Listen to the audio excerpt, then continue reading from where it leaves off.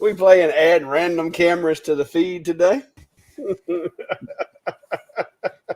I was waiting on you and you wouldn't add it, so I added my desktop. And then you still didn't add nothing. I was waiting for you to pop up. Oh, hello everybody. How are you guys? We'll try to go through here for a few minutes for a couple seconds. What's up, ATX Woodcraft? How are you? Three Rusty Nails. Haven't heard of that one. Welcome aboard. Jack, what's up, sir? Kevin Hallbacker, hello. Darren Anton. I don't recognize that name. If you're new, I appreciate you for stopping by. Glad to see you. Robbie Giglio. There's one we're familiar with. Mike Thompson, Brad Helm, Dan Lewis, Miss Sharon. How are you? And of course, Brian. Brian said, "Welcome to the Biscuit Live." Brian, if you only knew, he was in here earlier picking up stuff and walking off with it. And then he went out on the front porch and was stealing stuff off the porch. I don't know what that dog's up to tonight. He's being a handful. Chris, the land down under. How are you, sir? Oh, glad everybody decided to make it with us tonight. Chuck Peterson, Nepa, everybody. Okay, they're starting to show up now. It's starting to get a little hectic trying to read all these comments. So, Mark, hello from Alabama. How are you, sir? Oh, look, there's David Allen, 69. This guy, I think that's that same guy. He's got that good name. But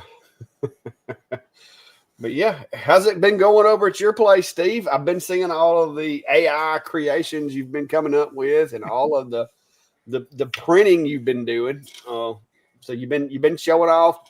Everybody knows hashtag Steve gets all the cool toys. So with that said, Steve, what you been up to this week? Well, the blind squirrel occasionally gets a cool toy.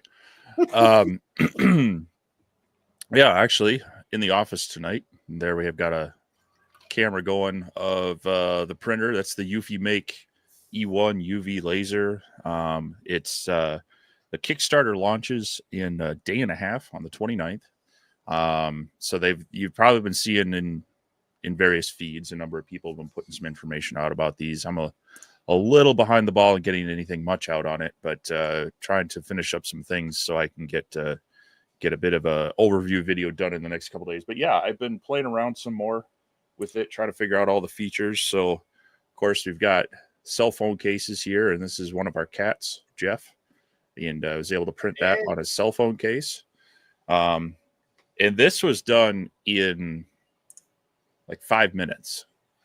And I've also since run some calculations on the ink costs. So it's not as cheap as, typical UV lasers that use like a bottle full.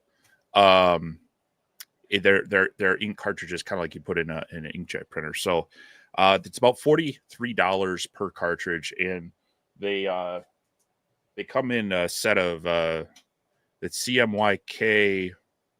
And then there's a gloss, and then a white. So you got about 6 different cartridges. They're about $43 a piece when you buy them individually, and they hold about 100 milliliters. Well, the software tells you approximately how much it will run, or how much ink it'll take for each one. And so this iPhone 16 case took 0.23 milliliters. And so at 43 cents per milliliter, I guess you could say that there's about a quarter of a milliliter, so maybe 12 cents to print that out of ink. Trying to kind of come up with the ballpark to give people a better idea of what things will cost. But yeah, it's been fun. I did also do some tests on some glossier, shinier things. So this is your typical dollar store. There's half the label still on it. $1.25 mug. Very shiny ceramic, but was able to put my logo straight on there. Of course, that's just a black and white logo. But then also, I found these stainless steel tumblers. They're at Michael's right now for $3 on clearance. What? Did you buy all of them? Well, I didn't buy all of them, no, but I did stock up on a few. But this was done with some AI. We got our 3 cats there, Loki, Jeff, and Pippin. And that printed right on there, no problem. So definitely Cool. the versatility of this this printer for customizing items. Oh, and I was able to. I started playing with it. They have a function for printing stickers. So you put down a sheet of plastic, kind of sticky side up, and then you run it through the printer, and then you pull that off, and you feed it through this laminator, and eventually you end up with stickers. They come on. You end up on this like this sheet, kind of like this. So I was just playing around with a few designs. I had a couple more on here. They are a little bit brittle when you peel them off, so you want them on like a hard surface, which put them on. You wouldn't want to put them on like a flexible shirt or something like that. Anyway, was kind of neat that I could make some smaller custom stickers, and they do kind of come out in the outline of the image that was done. I was a little concerned I was going to have to like drop them in a laser and do some print and cut, but they seem to come off that sheet. It's just I'm still playing around with the process for printer to laminate a sticker. So, well, Chris is saying that he said he thinks that Eufy sent out about 2,000 UV printers for review. He said he don't know anyone that didn't get one. Well, Chris, now you do. That's what me and Steve were just talking about. I don't know who over at Anchor doesn't like the Clack Shack, but apparently I was not on their list. So, I didn't even, as far as I can tell. Now I will say this. I do call a lot of emails. And sometimes if they don't hook me in the first 2 lines of the email, it just goes straight to the recycle bin. So could I have overlooked an email? Possibly, but I don't think so, because I went back and tried to search through my emails and see. And as far as I know, I just got left out of the link, the loop. So there you go. Now, Chris, you know somebody that didn't get one. And Brian's asking, is the laser only firing in one direction, or is that just a design? And Brian, that's if I'm not mistaken, Steve can correct me, but I think that's just the UV curing light on that printer. Does it print going one direction and then use the light on the other? So it's open right now, but everything's kind of up towards the top of the laser. So it's really kind of hard to see what's going on. As far as I understand it, the print's going back and forth. In one direction, it lays the ink. In the other direction, it cures it. So it is basically, yes, unidirectional in that frame, but it's doing 2 different processes each pass. It's the ink laying down and then the UV light to cure it. Yeah, that's was my assumption of the process, because at some point it's got to put the ink down, and you wouldn't think they would want to be spraying the ink and as it's spraying have the UV light coming out, because then it would like basically turn into dry powder in the air before it got to the thing, possibly. Yeah. I mean, the idea is they're wanting it to cure before it spreads or bleeds or soaks in, so it's relatively quick. But yeah, you got to give it a little time to settle first. So now this one that I have going right now, it's a big, I think it's about 12 by 16 ish frame, pre-tightened canvas kind of thing. And the last one I did was a print for my wife's photography. I'll grab it here. So this is the printout on it. Came out pretty well. This took about 35 minutes to do, but I did not have it do a base layer of white on this one. So you have a bunch of different printing options. You can tell it to just do CMYK. You can have a base layer of white. You can have glossy on top, things like that. So the one I'm running now has more white in the photo. And so I thought, well, let's have it do the white layer first. So it actually has to do 2 passes for every kind of section it does. And so I'm guessing it's going to take closer to an hour to do that one. But yeah, like I said, but it had 12 by 16 ish, or just slightly under print, done in 35 minutes. Yeah, and, that's actually quicker than I thought it would do it. So I would think that if you're doing it on white material, like that white canvas like that, I would think that you could kind of forego the white. You can, and I've done that on some things, but what happens is wherever there's white in there, it doesn't drop it. And so on these, where they're kind of a primered canvas, that area is very dull. Yeah. Compared to the rest. So I suppose if I went over it with a top coat, like their gloss, but I don't want the gloss. So in this case, I'm having it apply the white as well. Cool. And yeah, it is going to double it. So looking at the The flour one that I just showed you, that was 1.52 milliliters, and this one is going to be 4.4. So a lot more color, a lot more ink used in that white layer. But interesting device. More to come on that. Like I say, their Kickstarter on it is going to be starting here in 2 days. Right now, if you absolutely know you want this printer, because it's going to retail for about $2,000. I think on the Kickstarter you can get it for $1,700, and then if you go on their website before the Kickstarter and put a $50 deposit down, I think you get an extra $200 off. So you might be able to get it for like $1,500. But that's like I say, it's a bit of expensive, but some of the cool things you can do very quickly if you're into customizing items for people, it might be well worth it. The Rotary is also a very cool thing. Everything kind of plugs into a port on this one. This one has lasers that kind of they cross the top of the material, and it does that to measure the height of it, but also this one will automatically tip the rotary and make sure it's level. It'll also auto sense where the handle is. So it has a laser on bottom, and it rotates the cup and looks for where it hits the handle on each side, so it knows where the handle is. It's pretty slick in how it makes it pretty easy to get this lined up the way you want it. So they've put some thought into the device, and it sounds like it's packed full of technology, no doubt. Like I said, it has got y'all have piqued my interest with it, because I've been seeing like everybody in my news feed just about has got one. And I'm like, how did I miss out on this? But hey, it happens. It's probably a blessing, because I have been too busy here with jobs and stuff. It's just been unreal. Yeah. I've been very busy. Matter of fact, I know I showed it to you earlier.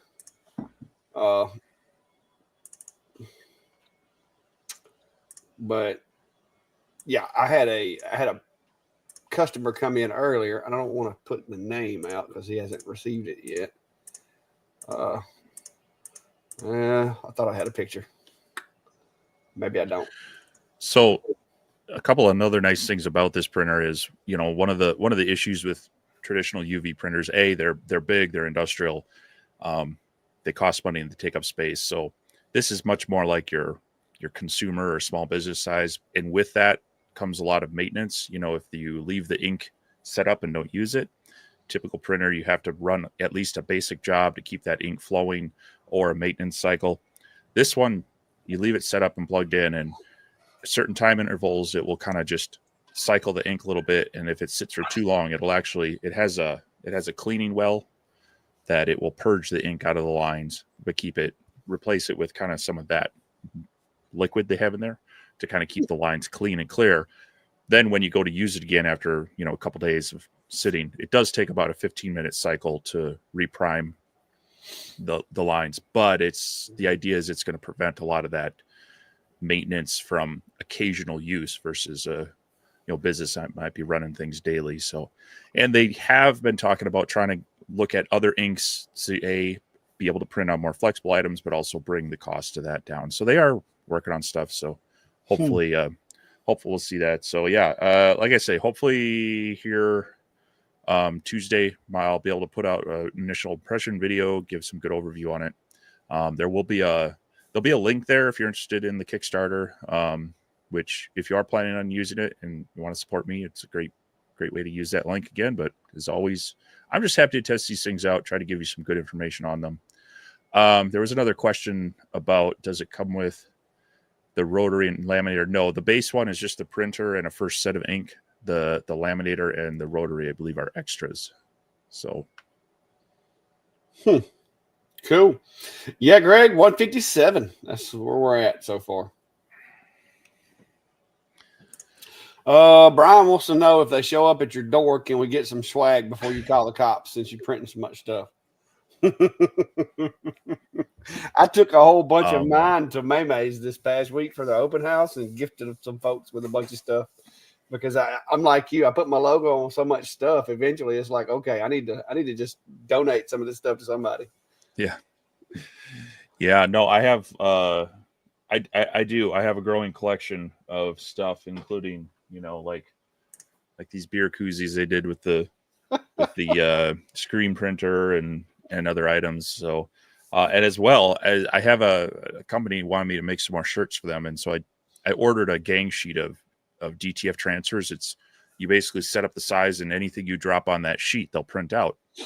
And so this was a cheaper way to get it done, and I just threw a bunch of my logos in the dead space. So I might have to go into like a make on demand, t-shirt. If people want to buy a t-shirt from me, I can tell them, all right, well, here's what they have at the local craft store for t-shirts. So I'll go buy your size and color, slap it on there, and ship it out to you or something. Yeah. Mark's asking any idea of the durability of the prints, like say for the dishwasher, etc. I'm assuming since you've just done those this week, you probably haven't tested that yet. No, I will say the one I'm probably the most concerned about is going to be this glossy ceramic mug. So, truth be told, first run at this, I messed up the canvas, because that's the other thing. It automatically measures everything, including the height of your cup. And there's a step in there where you've got to tell it to update canvas with those measurements. And when you do that, it puts all the lines in, like, here's your center point, here's the height, here's, and then you can measure off that and say, okay, you want your margins, top, bottom, whatever. I didn't do that update canvas thing. And so when it came out, like, the bottom half of the logo was sitting right at the top of the cup. And I'm like, oh, well, that's not good.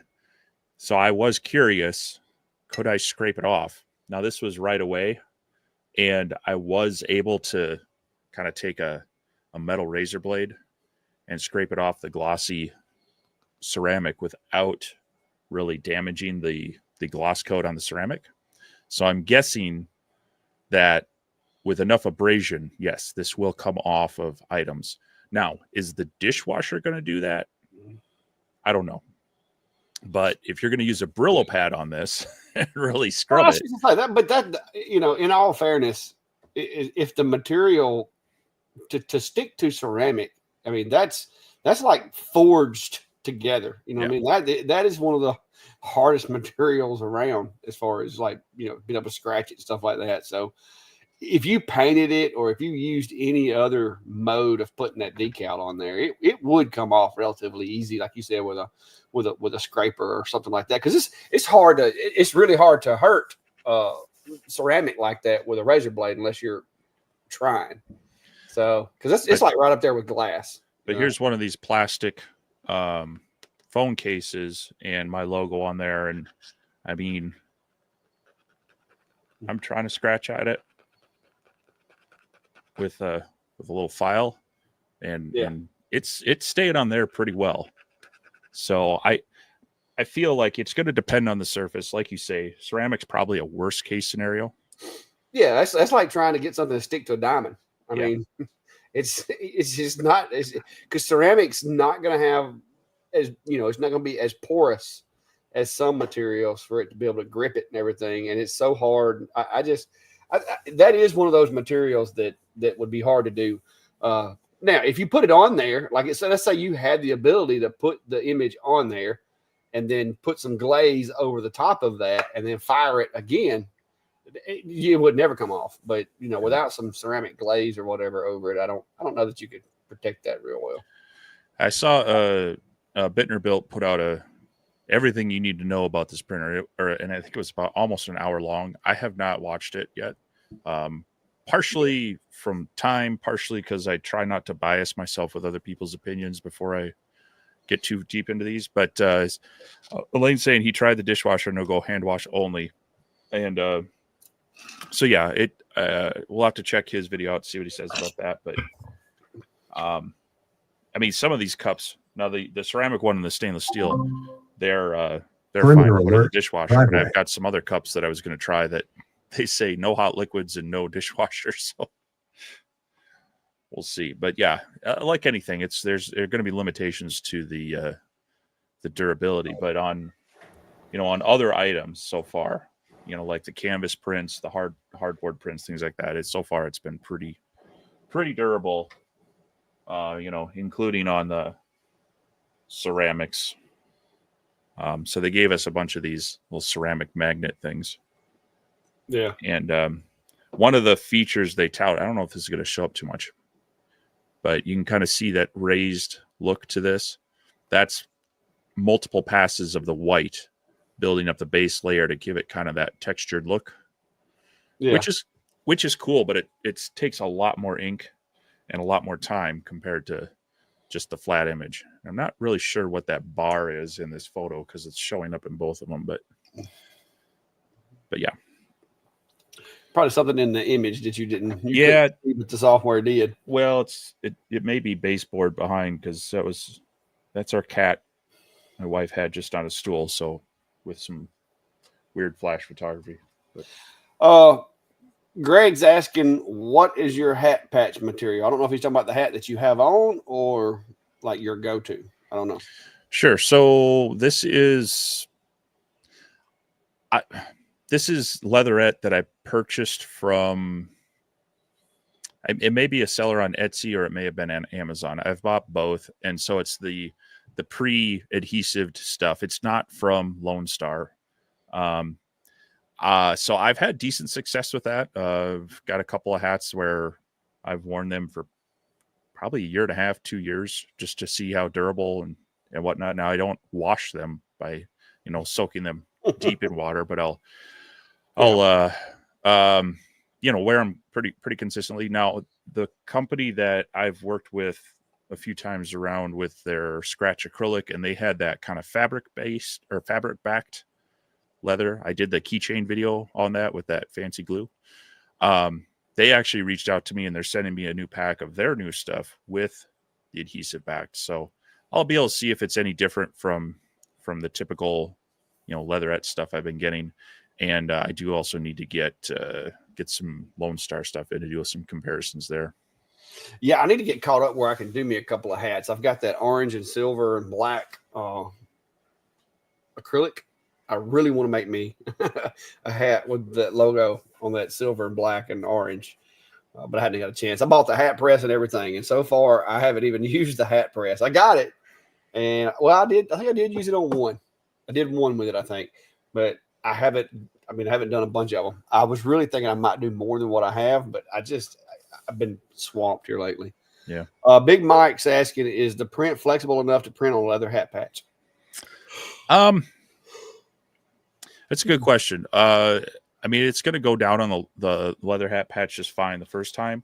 So now these are the stickers that they make, and you can flex them a bit, but I will say, and I probably already threw them away, I actually printed out a third of my decal and then one other. It was like that cat logo that I put on the cup. As I was trying to pull them off from a different sheet, I think I flexed them too much and they broke. But I think these would be flexible enough to put on. And as long as they stayed relatively in the same position, I think over time with, they're not going to like a lot of movement back and forth. And if you get too sharp of a turn, they're probably going to crack, kind of like when I was trying to pull those off. But yeah, so plausible that it would work for those. But I also have seen them kind of snap and crack when the stickers anyway. That's the most flexible thing I've played with on them. So yeah, and you said a while ago that the Rotary will let you do odd shape, like tapered stuff and all that.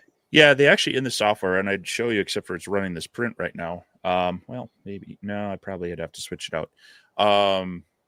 It asks you, is it a straight cup or is it a tapered cup, and then does it have a handle or not? Now there are some limitations in, like, they can't have a narrow tapered, like the water bottles with the screw-on cap that kind of taper down narrow. It's probably going to struggle with those. But yeah, it'll do tapers, and it seems to do a pretty good job. Like I say, it does a lot of measurements itself to try to get everything dialed in for when you drop your design in place. Elaine says she agrees there. Steve does get all the cool toys.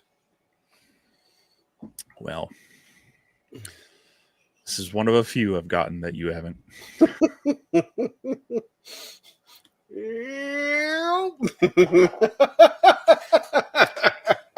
I like that one. I can't say that. I don't see. Yeah, to my point, I have yet to have anything that's in a Mopa laser source and anything over 20 watt for fibers. So talk to Black about getting cool laser stuff. I do have you beat on the Mopas because I've got a 30-watt Mopa, which I used today on that cooler because I had to like rotate the head off the back to get enough elevation. Then I had to put the main unit up on blocks. I mean, it was sketchy. It was majorly sketchy. And then I do have the 60-watt Mopa, which I haven't done a video with yet, guys, because I've been testing it and I've had other stuff going on and jobs and all that. You also didn't get a paperweight from WeCreate, so I'm going. Well, yeah, my WeCreate. Knock on wood, mine's doing a really good job. So knock too hard, it might fall down. Yeah, well, I'm not knocking on it over there. But yeah, my WeCreate so far has outperformed any WeCreate that I've had before.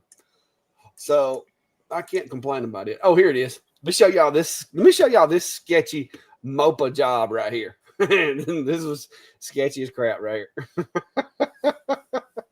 Look at that right there. So this is the top of a cooler.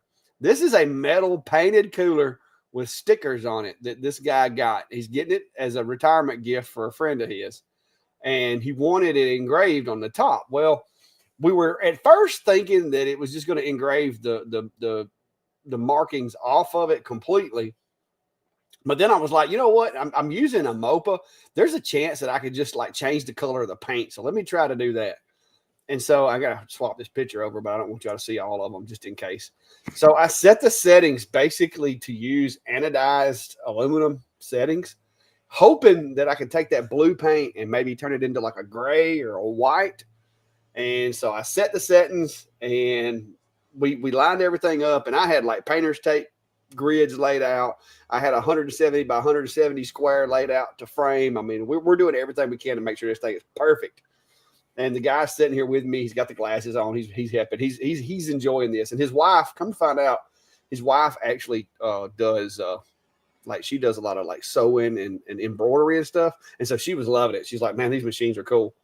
And so I'm like, all right, is that where y'all want it? And they're like, yeah, that's where we want it. And we hit the button to send it, and it did the first pass, and it was, you know, it looked pretty decent, but it wasn't like popping like we wanted it to. So I had it set for crosshatch, and when it came back through on that second pass, this is what we saw. And it was like, oh my gosh, that actually worked. I was able to take that blue paint and turn it into a gray text. Because I told him, I was like, if this doesn't work, all I'm going to do is I'm going to pour the power to it and change the settings, and we're just going to go ahead and knock the paint off of it. I said, but I'm hoping I can take this paint and turn it, you know, change the color of the paint.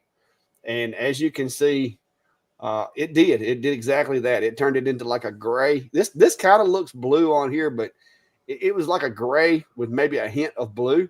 But the text showed up so good, and they were really happy with the job. And I even got a 5-star Google review. So there you go. I actually got 2 5-star Google reviews today so far because I just got a notification on another one. So there we go. That's how you do it, Steve. 5 stars.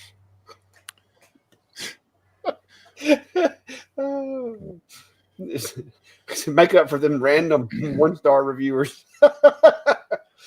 So I think I need to go check my Google review of the Clack Shack real quick.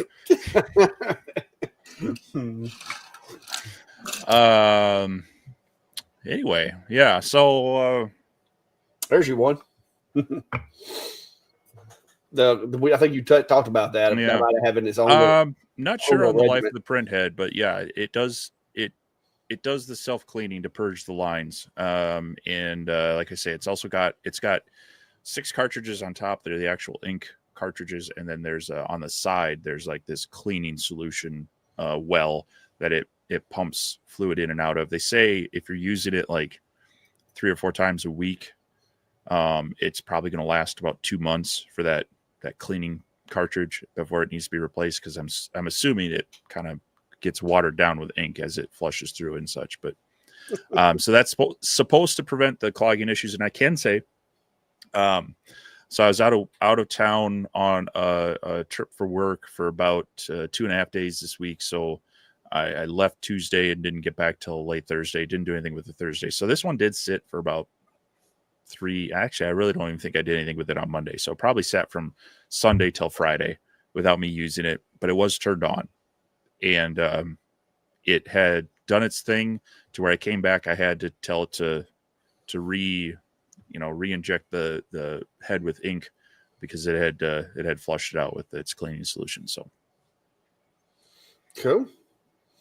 Dixie Mason, any idea when the Star Trek replicator is hitting the street?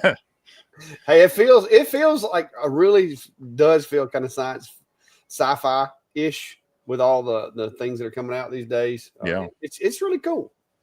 I mean, it is very cool. AGT is asking about fumes. I wouldn't think there'd be a lot. I should probably get out my my VOC meter. It does, yeah. There, much like a resin 3D printer, it does have some fumes to it. They do have a carbon cartridge up in the front cover, so when you're using just the thinner bed or the rotary, the sides can actually fold up, and then it's more enclosed. But with it open on this bigger print that's running right now, I'll throw that back out there. You can kind of see it's coming out the front now. You have to leave it open, and there are some fumes. So ideally, you'd have it in a space where you could maybe extract the air from the room a bit, but it's not dumping like you're not going to be coughing from it. You're not going to be, unless you're in a really tight space that has zero circulation in your house, I guess. But so you can smell it a bit, but it's nothing like running a laser in your room.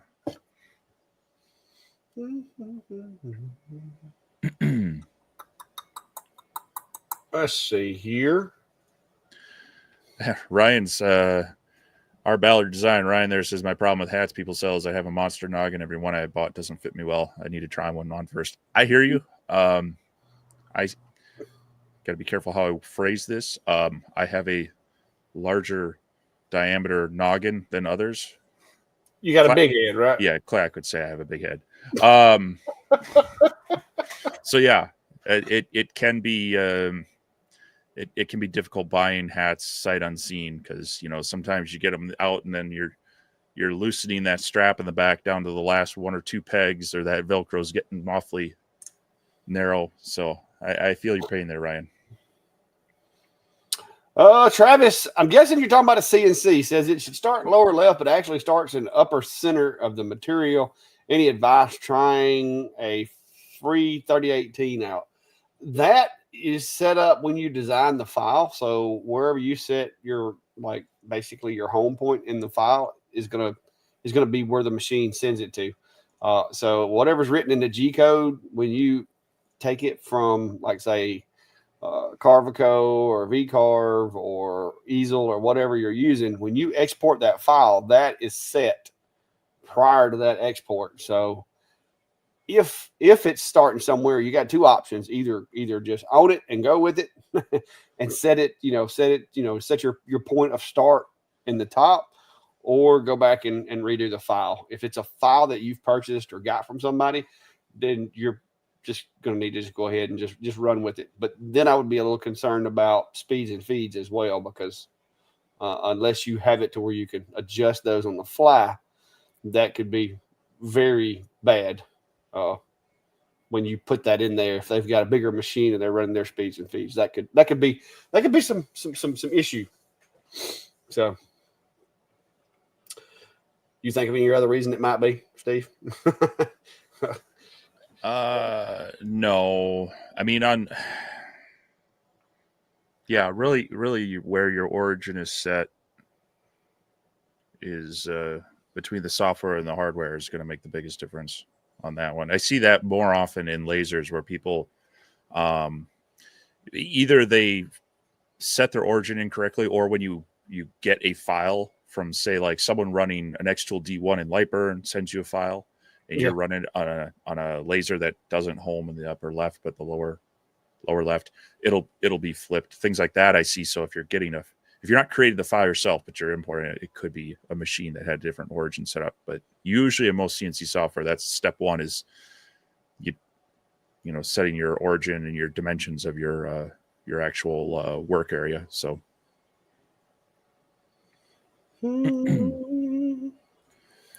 Jim's asking, do either of us have a CO2 Galvo? Unfortunately, I don't.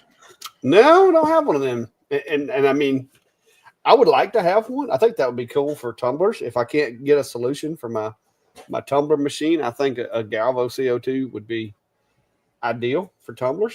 But currently, no. Yep.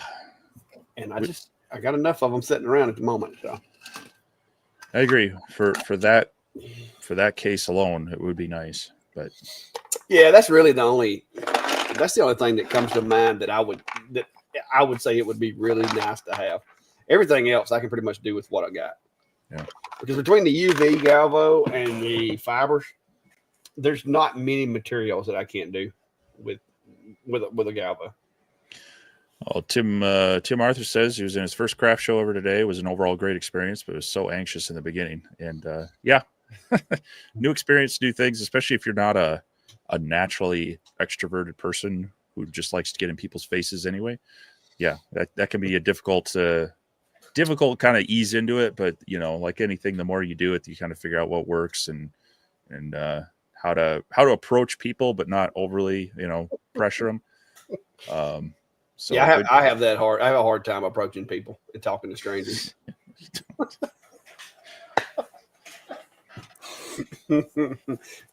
I don't really, guys. I know it's hard to believe, but I don't have a hard problem with that. Shoot. It is a shame that it's tomorrow's work day because I've really been. I just got relaxed and having a good time today. Yeah, well, I not only is a work day, but it's a. I have to go to our other campus. The funny thing is, I have to go over there to talk to Student Senate, which is important. We have to give them an update on their fees and how we're budgeting for them and such. But it's going to equate to me spending about probably 10 minutes talking with them, and I have to drive. It's a 48-mile drive each way. Well, good thing they're paying you for that. Well, they are, but then there's also, I'll bring this up if I can.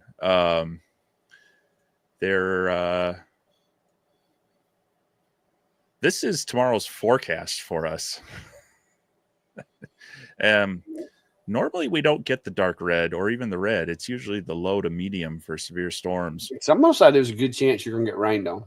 And then there a 15% chance of tornadoes and such. So well, that's 15. There's like a 25% chance every day of the week here. So that's not really that bad. No, there's not. It's very rare they put tornado chances up that high.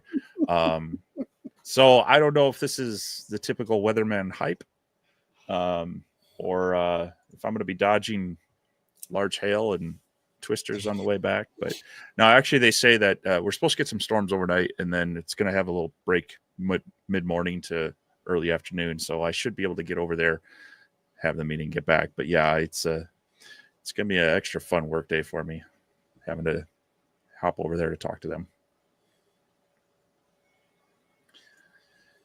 Here's a good one.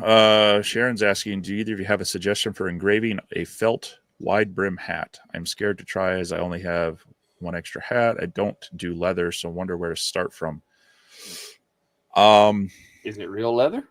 Well, it's felt. Is it real felt? Because some of it's synthetic. I thought you said leather. She says she doesn't do leather. She's looking to do a felt wide brim hat.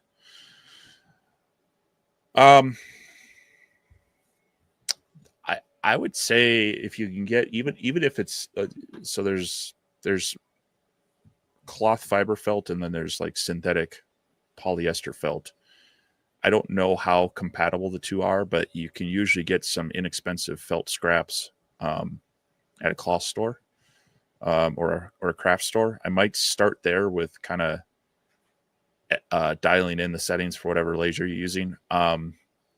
I've played with it a couple times, and the problem with the polyester stuff is when it gets too hot, you're basically just melting the plastic, and it gets kind of that crusty, hard edge to it, especially when cutting. Now, engraving it, you'd have a little more flexibility because you wouldn't be as aggressive as a cut. But that's what I would look out for, is getting that kind of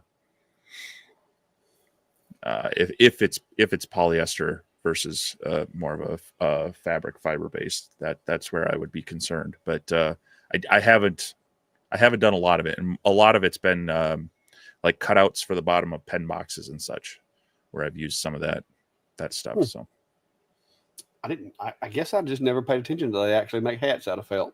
Mm-hmm. Rick's saying, have you had any questions about engraving a Pyrex dish that is not being able to be used in the oven? I mean, there's variables depending on how you engrave it, how deep you go. There's always a chance that you could damage it. But if you do it correctly on the Pyrex, it'll be about the equivalent to a piece of sandblasted Pyrex. As long as you don't shock it, like go from really hot to really cold or whatever. I haven't seen any issues with any of it I have done, but like I said, it could happen. You could have one that would crack or break. I try to, when doing glass, especially glass, I try to do just enough power and just harsh enough settings to leave the desired mark, but not too harsh. Because there is such a thing with glass. I have had glass explode in the laser, like just shatter, because I was going, way too hot. So since then, I have always start really, really conservative, and sometimes it won't even make a mark, and I just have to keep walking up the power and walking up the resolution to try to get it to make a mark. And once it starts marking, I only go as much further as I have to get the look I want. I won't go that far. I want it to look like it was sandblasted.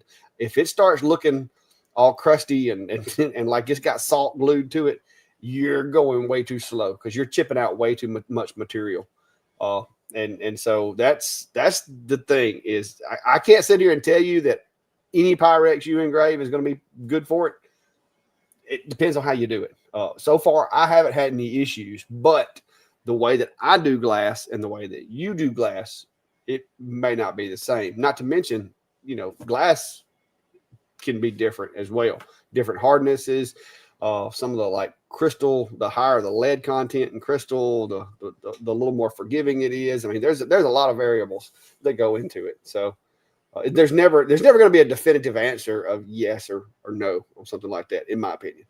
What do you think, Steve? Yeah, no, I would agree. If you're just stepping into it to where it frosts it, maybe defocusing a bit depending on your laser, instead of hitting it harsh where it's fracturing, that's where I would be concerned about it on any item, whether it's going to be in the oven or not. When you get to that point where it's actually fracturing the glass versus just kind of frosting it, I worry about the integrity. So yeah, but I haven't done a lot of the Pyrex stuff either. It's fun.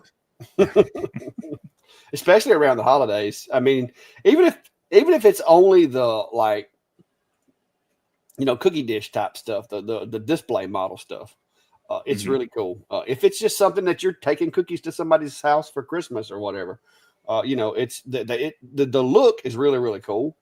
Now, like I said, I don't do a lot of the if you're cooking in it, there's a really good chance if you're cooking a casserole or something in it, you're not going to be able to see the engraving at the bottom of it anyway. So in my opinion, typically those pieces are going to not necessarily be the cooking Pyrex dishes as much as they are the, hey, we're going to lay this spread out so everybody can see it. And then when you get your cookies in the bottom of this, glass container that's got the lid on it, you're going to see this message or whatever. That's kind of where I go for stuff like that. But it's just, like I said, to each their own, and there's different ways of doing it. But I've had good luck. Haven't had any of them fractured or broke or anything cracked that I've done. But there again. Red was asking, when it flushes before shutdown and then when it refills, does it waste a lot of ink for that? It's been hard to tell. They do have in their software, there's kind of this ink management section.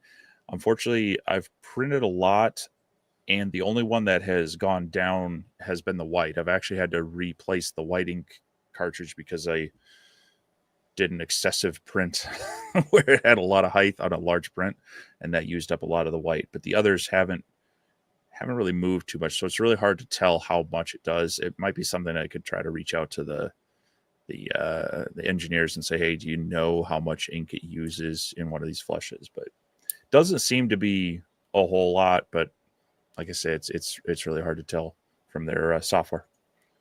Yeah, Tim, appreciate it. Tim said watching all my videos on events was very helpful. And I've got some video footage from yesterday, because yesterday I went out with the family. We went to the Strawberry Festival again. And I've got some video footage on my Pocket that I haven't downloaded yet. And I did a lot of video in the venue, the vendors and stuff like that. And a lot of the things that I tell people, about making contact and ignoring people as they walk by and all that, you see that so often at these booths, and you can tell which ones are. You can look at the crowd that's around booths, and then look at the person who's working the booth, and it's a lot of times it's the personality of the person working that's causing the lack of interest. And I saw that a lot Saturday or yesterday also. Oh, I think we just both clicked one. So Travis is talking more designing an easel, but the job begins way off using just a shape and easel. Both programs coordinates match as well as their origins.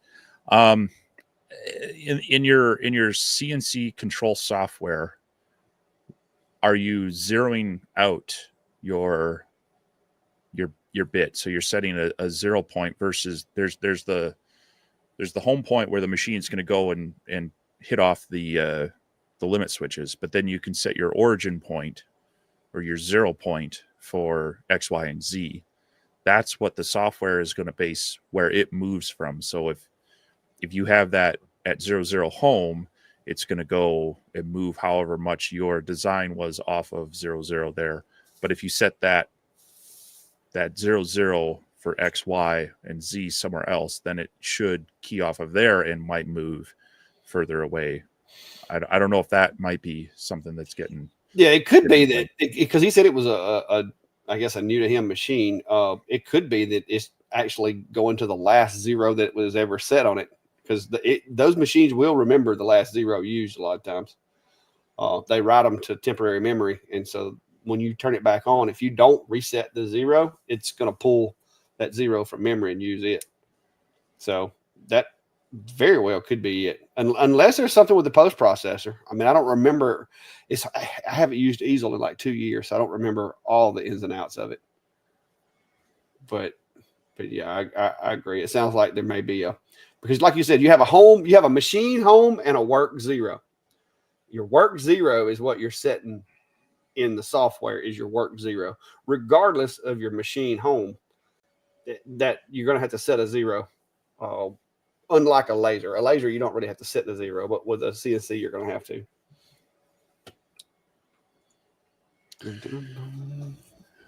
Greg says, late to the game, but just burned my first bamboo pen. Looks very cool.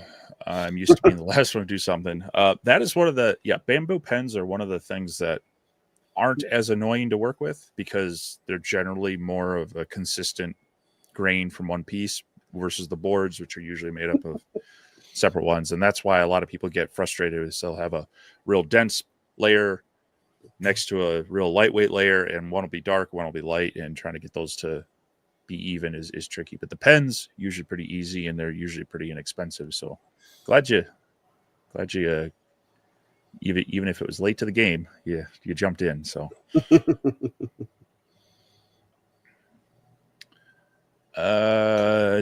Dixie's asking, what email can I send a vector file of what I was talking about for the Zippo case idea? Ain't got to be color, but wonder what it looks like engraved. Maybe I embroidered it. If you want to send an email to me, vintari@gmail.com is the easiest one to remember and get it to me. I'm always happy to look at something and see. I actually have been thinking on this UV printer of trying that out, adding some color to some things like a Zippo case or something. Oh, looks like the printer is done with this one. Well, oh, look at it over there! Wow, and it just turned the light on. You got daylight real quick. Oh, that was an hour and 13 minutes on that. Let me go grab that real quick. Once I write down that, keeping my notes.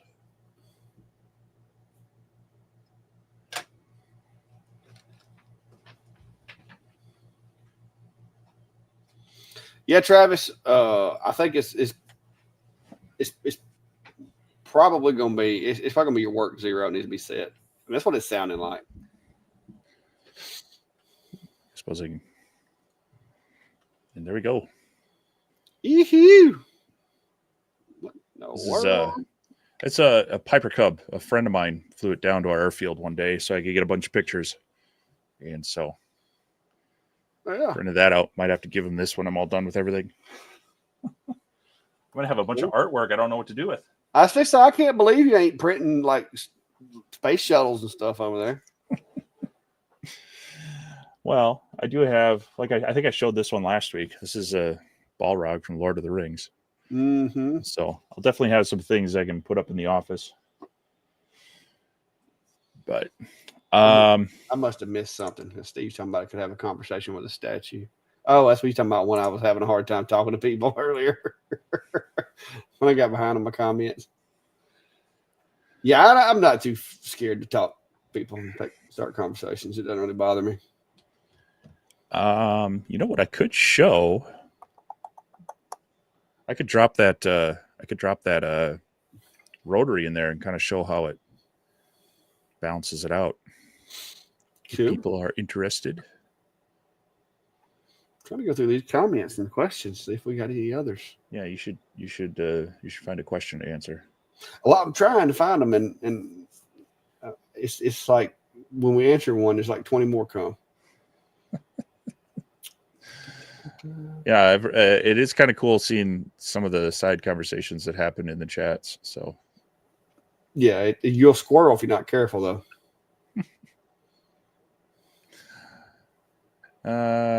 Here's one for you.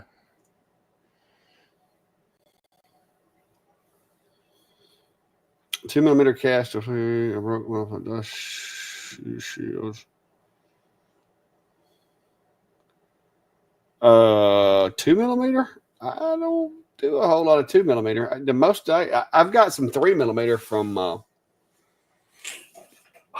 what's it? Johnson Plastics. They may have 2 millimeter. They've got good material. It's not cheap material per se, but it's good material. Johnson Plastics Plus.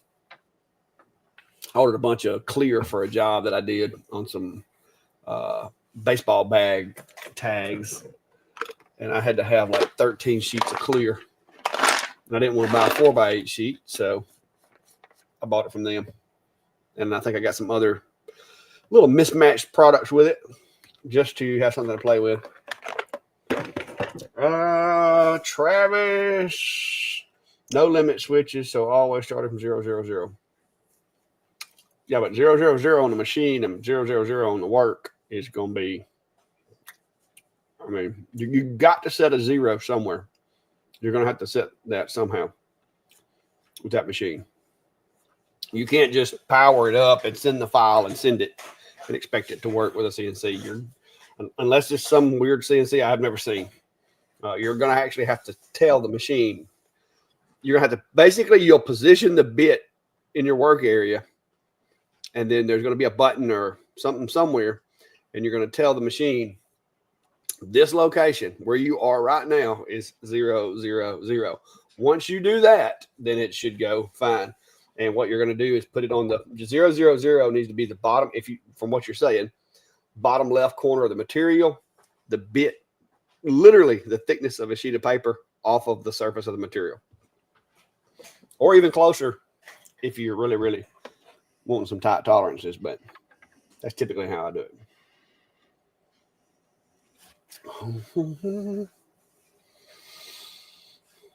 But yeah, you don't have to have limit switches with the CNC per se.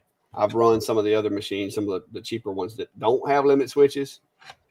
They'll have like homing switches. That's it. They won't have the other two, and it works as long as you have your bed size set accordingly and you got soft limits turned on. AXT, if you will go to my channel and just search for Enclosurezilla, there's several videos which I'd like take a camera and go all amongst it, show you the parts. There's in the description of the video, there's links to the parts that I use to make the lift and all that kind of stuff. But the earliest video that has the word Enclosurezilla in it will be the original build. And then I did a remodel, which is basically just where I painted it and redid some ventilation and stuff. But all the links and everything are in that video if you need the parts as well.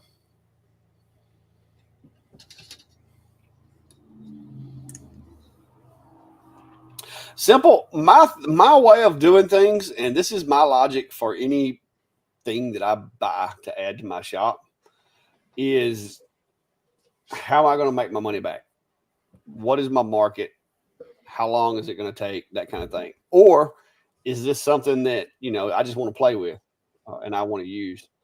But just like right now, I am going to, when I get the space, I got to get the space first because I don't have it right now. I want to add me a little, basically like a little divider area, or put me up like a little wall with just some tin on it or something. And I want to get me a plasma table for cutting sheets of metal. But I can't do it right now. One, because this place would go up like a tinderbox with all the dust and stuff that's in here. If I had one little rogue spark and get somewhere that didn't need to be. But I want to have that capability. I had to turn down a job this weekend for like 6 metal signs. I sent them to a friend of mine, so that's good for him. But it was 6 metal signs out of like 1/8 sheet metal that they were wanting. And I had to send the job to him. And it was basically the same design with different text on it. And I could have took that job had I have had the machine. So that would have been several $100s contributed toward that machine. And I'm not even trying to get those jobs. So that's a machine that I feel as though I'm in a space to where I could, because that's in the past year, that's probably the 5th or 6th job I've sent to that guy.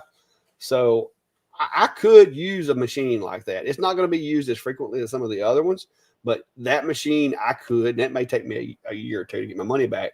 But if I could get me, say, like a Crossfire, Langwire or whatever, one of the cheaper CNC plasma CNCs, I could pay for that one relatively quick. I think within a year I could make my money back. Just cutting out random little things and designs and stuff like that. But currently, I don't have the room for it, and it's a fire hazard for me to try to shove it in here with all this stuff. So that's going to be a thing for another day. Until then, I'll keep sending them to my buddy and letting him do it. Yeah. When it gets to where I'm trying to retire, then I might. We'll see. So, I mean, this question is probably directed at me with the UV printer, of course. This is the first UV printer I've looked at. Now, I have looked at some of the DTF printers, and I've had some of those places reach out to me in the past and say, hey, because there was like that pro-colored Panda or whatever DTF. I've seen a few other people review those. And because I do work with a few people on, making like custom t-shirts and such, I thought, hey, what if I could just make those transfers myself? Now that would work out if I was doing enough of them. But a lot of those machines, similar to how some of these other UVs are, they have that purging issue where if you don't use the machine, you got to make sure you got to clean out the ink wells and lines so that the print heads don't get clogged up. So that's kind of turned me off from them, because it's not my primary thing. Now, if I was doing more of this and I was out there, really trying to build that up as my primary income versus being kind of still secondary for me, that'd probably be a different thing, because I run into so many people that want customized clothing, but they want small runs of it. And that's where being able to make the DTF transfers versus setting up a screen and doing all the screen printing, I think that's where market is. I think this is similar in the fact that you can do small batches or even just one-off items fairly easily. Now like I mentioned earlier, the ink cost difference. I mean, you're talking 43 cents per milliliter, which I looked up another random one where you buy like the 1 liter bottles of it and it comes down to about 8 cents per milliliter. That's a big difference. But if you're doing smaller batches, more customized stuff, you can generally charge more per item and make up that difference. So if your business is customizing items and you want to be able to add full color options, or you want to be able to make, prints, take people's photo. I mean, my wife's itching at me to get done with this because she wants to use this. Her photography is her thing, and you've lost that machine. She's constantly, wanting to print things out and such. And so she's loving the fact that this is going to be, in our house and available. So from that vein, I think, yes, it would be a machine I would look at because, like I said, I'm doing a print or a t-shirt order for one of the people I've worked with in the past. I'm probably going to take their logo and slap it on a coffee mug like this. Now that I can kind of calculate the actual cost and just give it to him when he picks up the t-shirts and say, what do you think of this? And if we can come up with a price on it, and they can, that's works for my time and in the material cost, then yeah, it's another tool to add into that customization of items that I can offer some of these businesses that might not want to order 100 at a time. Maybe they want to order a dozen at a time, and it's going to be easier for me to do that at a price that's good for them and me than them trying to either work the surcharge for some of these other places on smaller orders generally prices them out of wanting to do that work. So I don't know. That's the question for every person. I mean, so far I've been really happy with this. It hasn't been hard to learn. I've been able to make all sorts of cool random stuff. The idea that you can print on most anything is attractive. So yeah, I probably would, because I've looked at things similar. If it was like just brand new to me, I'd have to figure out how am I going to fit this in, and maybe, how am I going to recoup the cost of it. So it's pretty neat. I got to say, I'm almost tempted to order one myself. I'm gonna hold out, but because I got other stuff I want to get first, but it is pretty cool. Robbie, I'm pretty sure it would probably print a stick on a stick. I haven't done it. I wish I had one. I would try it and see. But I'm pretty sure it can. Oh, okay. So here's the Rotary, and it drops in. There's this kind of block here that drops into a block on the other thing, and then it has the connectors there. Couple cool things about this. On this side, if I can show it right, this side actually will lift up based on the measurements. I gotta turn this around. So then it does slide back and forth. You release this. So this is kind of like your tailstock. These are just bearings that float, but they also have this spring-loaded other bearing that pushes the cup to kind of help keep it in place. Now, the other thing, they include an extra set of bearings that basically just magnet in place. If I can do this backwards, there you go. So if it needs to be deeper, it can. Now then on this side, this is your drive side. They have the 2 rubber wheels, and again, they have an extra set so that if it's not deep enough, you can put that on there. And then they have this other bearing that slides onto the inside of the cup, and then this will come down and push down into that. So this is spring loaded. If I can do this right. This is spring loaded. So it puts pressure to keep it in contact with the 2 drive wheels. It adds a little friction to it there. Yeah. And then they also have an extension for this one. So they've kind of thought about trying to make it somewhat so they did a pretty good job of throwing that together. That's not bad. Yeah. So if I can get these on here real quick. All right. So you have about, I think, 9-ish inches here to mount your cup in there. So this is how it's going to sit. I can't do this very well while showing you, but I'll get this kind of set up in place. You mean you can't operate it one-handed? Yeah. So here you kind of see, if I can get that rotated right, maybe that bearing is pushing down on the cup onto the rollers. So that'll hold that there. And then on this side, that bearing is just barely, I got to tighten this up just a little bit more, but that bearing will push on there, and the cup will ride on those extenders pretty well. And now if I go drop this into the printer, I'll bring up the thing, and I'll show you the kind of the auto measure mode as well. So let me do that real quick while you answer something else. Radu, he said earlier, I'm just going by what Steve said earlier. He said he doesn't know how much it weighs, but of course it is using up a little bit of ink. But it's doing that as a precaution to keep from stopping up the heads on it and damaging the machine. So yeah, there's always, anytime you're purging the heads like that, you're going to waste a little bit of ink, but it's waste a little bit of ink or take a chance on damaging the print heads. So yeah, Simon, it is definitely not cheap, but there again, the good toys are never cheap. We keep trying. Scott's asking, are either of you going to be getting the X-Tool metal fab for testing? Scott, I don't think so.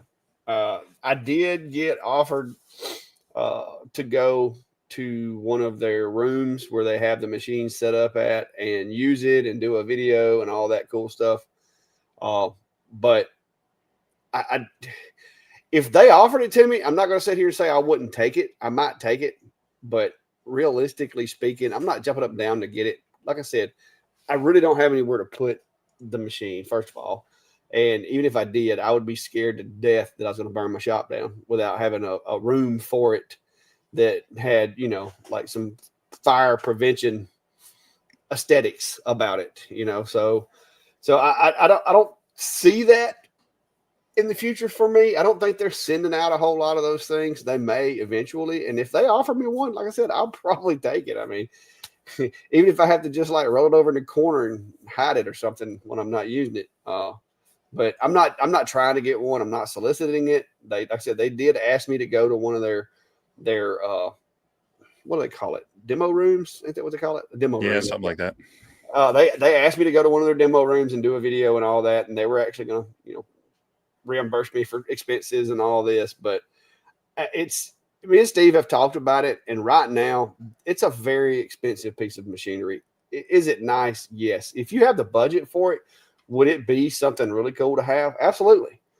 But realistically, from a budget standpoint for the general audience that we have, if you're going to get into cutting metal and stuff, you're probably going to start out with like a plasma CNC or something like that. Even though the results that you get from a plasma aren't going to be as, nice as they would be from a laser, you're looking at a $2,800 to $3,000 price point versus $12,000 or $13,000.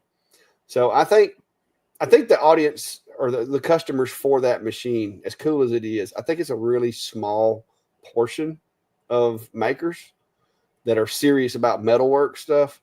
And I'm just not that serious about metalworks. If I get to that point, then maybe. But it does look like a really cool machine, and I would love to play with it. Don't get me wrong. But I just don't know that it's realistic for the average, person who's working out of their garage or out of their little shop. Because I mean, just like with me, I mean, $14,000, I could probably get my pole barn built for that. You know what I mean? And have another building. So I don't know that I want to spend that for a specialized tool like that. So that's just, budgeting has to be a consideration when looking at these things as well. So. Yeah, I agree with you on all your points. I think it's a cool tool, but that's one of those where if I was asked the same question, would I spend the money on this UV printer versus that metal fab right now? I don't know where I would put it. I would have to upgrade electrical and space. I'd probably have to, figure out how I'm going to keep it separate from the dust and everything. And then that's a price point where I'd really have to think about what's my market that I'm going to recoup that cost on. It's just kind of a whole nother level. So, and I've kind of let X-Tool know that as well. I'm like, I think it's cool you're making this, but it's not for my shop. And I don't know. I mean, if there are those of you out there that have that kind of money to spend on that, that's awesome. And I think that's great. I just don't know that it's my typical viewer is at that level, jumping into that. If you are, awesome, that's great, and I'm glad you're still watching Clack and I. But it's, you know, you're in the tens of thousands there to get that thing set up and going. So yeah. And like I said, you got to have a 220 circuit to plug it into, Yeah. and I don't currently have that, and I can't have that unless I upgrade my box outside. Right.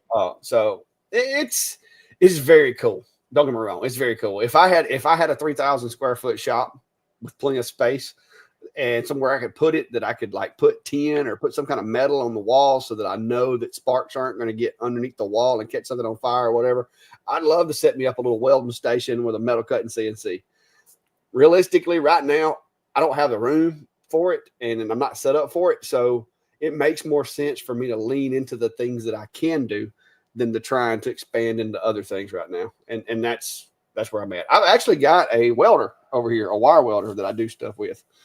I would love to try a laser welder, and, you know, might do it, you know, but it's just not something I can do right now. Yeah. All right. So if you want, I will show a quick demo of this. Woo.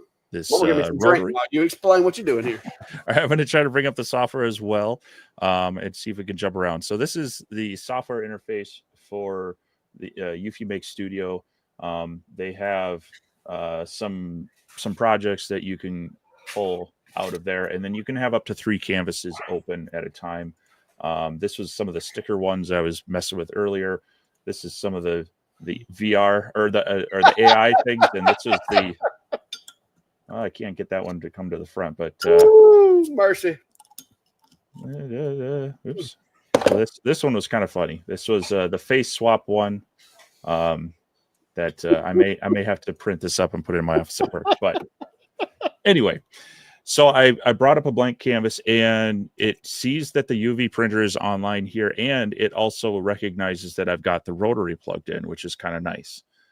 So it automatically switches over to that. So as you can probably see in the window down bottom, I already have the cup in there. Of course, the lights have turned off.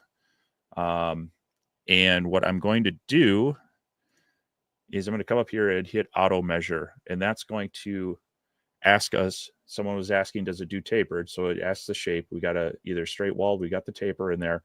We don't have a handle on there, so I'm not going to select that. So we're going to go to auto measure, and then that's going to. I'm going to hide this so we can kind of see. You'll see it's going to start moving around, and you may or may not see the little red light of the lasers. It's going to eventually start measuring the angle, the height, and the overall diameter and everything of this cup. And that takes. It just gave me an error. It says the diameter exceeded. Let's try it again. It looks like it can't exceed 100 millimeters, so that'd be about 4 inches. So I may have to swap out for a different cup here, but we'll see here if it fails on this second attempt. If so, I'll go grab one of my $3 tumblers. So it does have, of course, limits because of the size of the printer. Yeah, diameter. Yeah, diameter can't exceed 100 millimeters. So let me go grab one of those other cups real quick. We're going to roll through some questions while we're at it.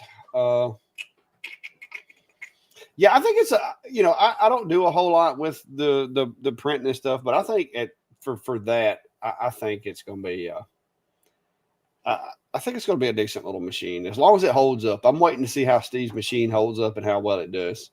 So we'll see. Ryan, yeah, I'm pretty sure they're probably not going to for that machine. That's why they keep like offering to send people to these different rooms to test them out or whatever.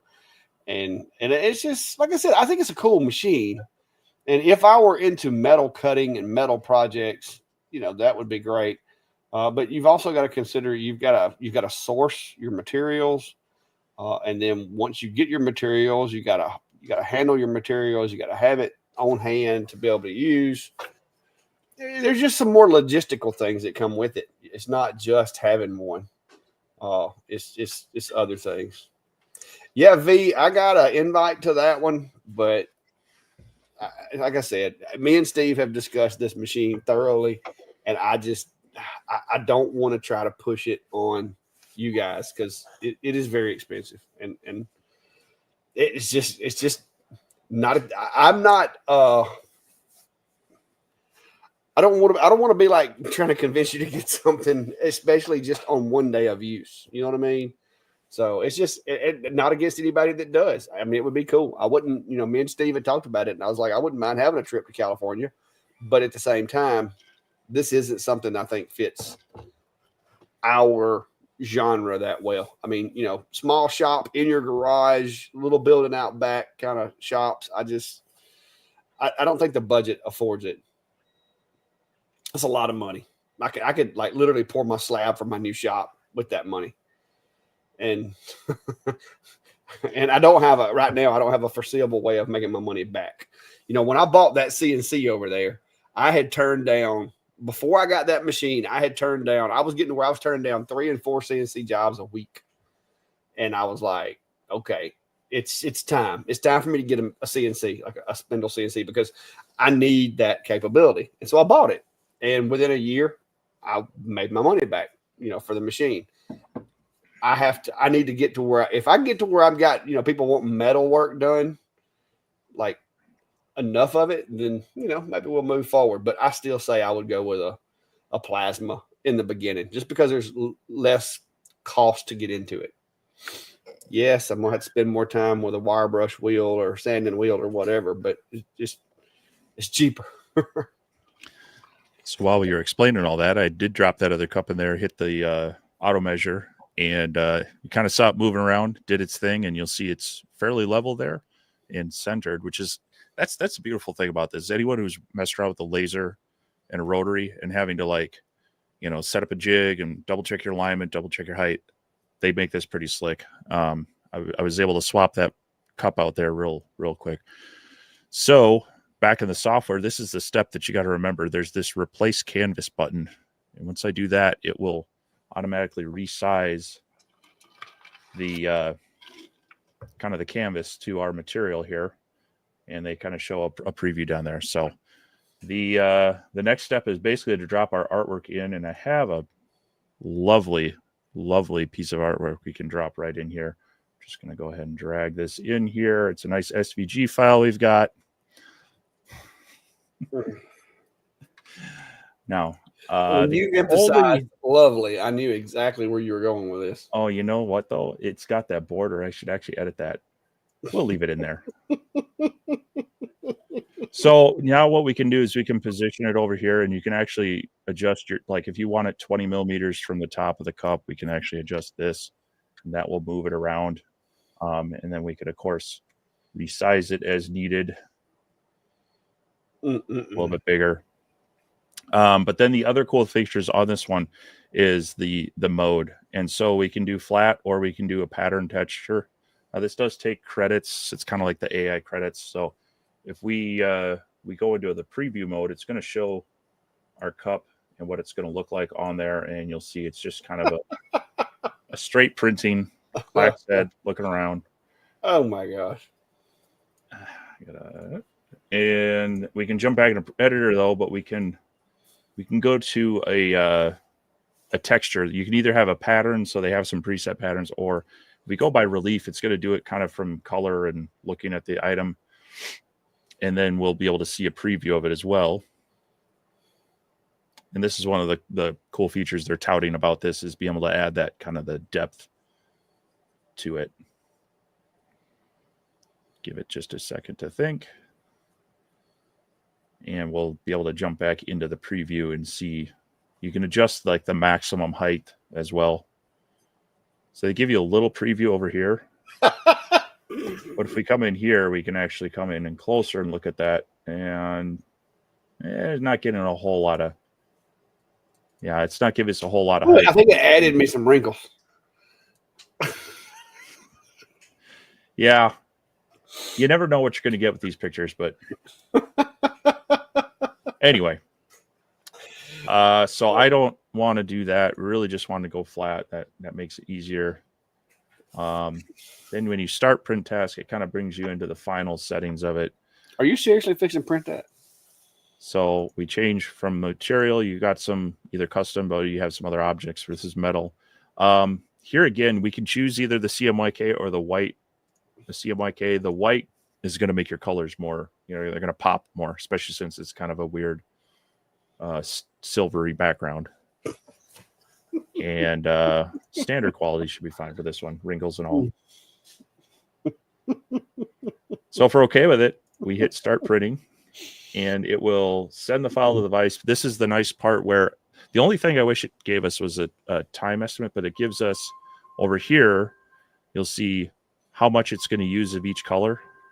And interestingly enough, the white's the most because it's going to create a whole white background across the whole thing. But overall, it's going to use 0.57 milliliter. And much like Xtool, I got to go over and hit the button on the laser. Or the I think I need to get what I need to do. I need to get like one of my smart friends, like Ryan Ballard, to make like a Bluetooth or a wireless controlled device that has like a little rubber finger that pushes buttons. And you can like stick it to the front of your machine and it'll just push the. Yeah. That's all we need.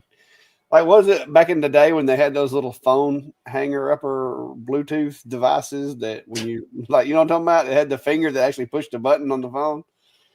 Yeah. Both mechanical and those, but. Yeah. Scott Burgum saying that he would love to play with a metal axe fab, but can't afford it. But he was hoping to live vicariously through us. Yeah. But it takes a minute for it to get cycled up. But yeah, it's going to I'll see how long it gives you kind of a percentage as you go. I don't think this one's going to take too long. We'll be able to see this by the end of the stream for sure. Oh, I was hoping it was going to take about an hour and a half. No, it shouldn't. Simple Simon says, as Steve, if you're able to spend that amount of money to buy, please adopt us. Yeah, I mean, and I'm not knocking it. It's what you're getting. I mean, I'm sure that it's a value for what you're getting. I just don't know that that's something that most of us hobbyists can justify. I mean, unless you're just like a really wealthy hobbyist. Oh, and see, I was so focused on the software, I wasn't paying attention to chat. Ryan had a good comment here. I should have added clack on a cup to it. Well, I mean, you could technically reprint it, can't you? Yeah, I could probably. Or you could just laser it for that matter. You have plenty of lasers. I could probably go back and add it. I'm just not sure about if I don't move it, maybe. But here we see it's doing its thing. You can kind of see it kind of going across the cup there. So. And it's already 10% done, so it's going to be done pretty quick. Wow, that's actually kind of quick. Yeah, on some of these things, especially when you print them flat and you don't, the white layer is actually adding more time to it. But yeah, that's one thing I like about it is does get these things done pretty quick. Old Guy Designs. I'm not sure what you mean by your Lightburn camera has stopped bringing up the camera. If you mean that the camera window has left the building altogether, you'll have to go up to the top of a Lightburn and re-enable that pane. That pane could have gotten deleted or closed or something, but you can restore it. That's not a big deal. If you're talking about your camera itself, like you can't see it physically, like when you select which camera to use, then there's a really good chance that either the camera has went bad or maybe your USB connection has came loose, or if you're using a hub, maybe your hub's having some problems. It's probably going to be a connectivity issue if that's what you're talking about. But yeah. James Richards said he's fortunate enough to work in a fab shop with two plasma tables, both being 17 feet wide and 65 feet long. Jeez. That's some serious plasma cutters there. That is, yes. I don't have a need for that either. I mean, could you imagine trying to carry a piece of 17 by 65 material? I mean, I don't know that I could pick that up with my back being the way it is. Pretty sure they have other machines to do that for you. Yep. Mm-hmm. All right. Greg says, why would an image burn backwards on the tumbler when the preview and Lightburn shows it the correct way? Because you got the rotary flipped around backwards. It's generally the reason. It can be, however, if it's a different brand rotary, sometimes they run backwards if you put them on another machine that uses a different origin point. So sometimes you actually have to turn them around backwards to keep it from being backwards, if that makes sense. But typically, if you'll take the rotary, if it's sitting like this and it was backwards, if you'll flip it like that, it'll fix it. But you can actually engage a little button in Lightburn that says, what is it, mirror image? I think it is. It's in the tumbler setup, and it'll actually cause it to go the other way. But yeah, that's going to be it. Glenn Smith says, I'm a welding inspector by trade. Stick with my P2. Yeah, like I said, I'm not knocking the machine, but that's a very expensive toy, even for me, and I got expensive toys. Yeah. I both the machine and the material. You know, I'm usually able to find some inexpensive stuff to play with the laser, but metal blank. I've been trying to. So I know a few people have asked me with the Fox Alien Masuder 3. They're like, hey, how does it work on, you know, like brass and aluminum? And I have some thin sheets of aluminum. They're about an 1/8 inch, and they're not too bad. They're, I think, about 4x8 or 4x10 inch sheets. So you can kind of work with that a little bit. Trying to find brass though, of any size that doesn't cost an arm and a leg, just even to test milling on a small CNC. That's an expensive venture. So yeah, trying to get a big sheet of 1/8 inch or even 16th inch sheet metal to do some test cuts with this, the CNC laser, I can imagine. And the scrap pieces, I mean, sure, you can take them to a scrap yard and get some pennies back. You can't burn that.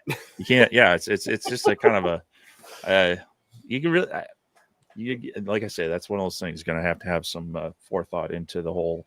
Yeah, there's a whole logistics surrounding just not only do you have the machine, but the logistics surrounding it. Like you said, what do you do with your scraps? You know, do you just pile them up and then once a month haul them to the recycler? Where do you get your materials? I mean, because you're gonna have to go to like a fabrication shop to purchase them. You can't just run down to the corner, Home Depot or Lowe's and pick up 1/4 inch steel plate. Luckily, that machine will do 1/4 inch. I don't remember what they said, but I don't know. Well, they say up to 10 millimeter. So yeah, it should do a 1/4 inch. But luckily in town we do have an iron supplier for various metals and such. So Ryan said he wants to clack on his cup.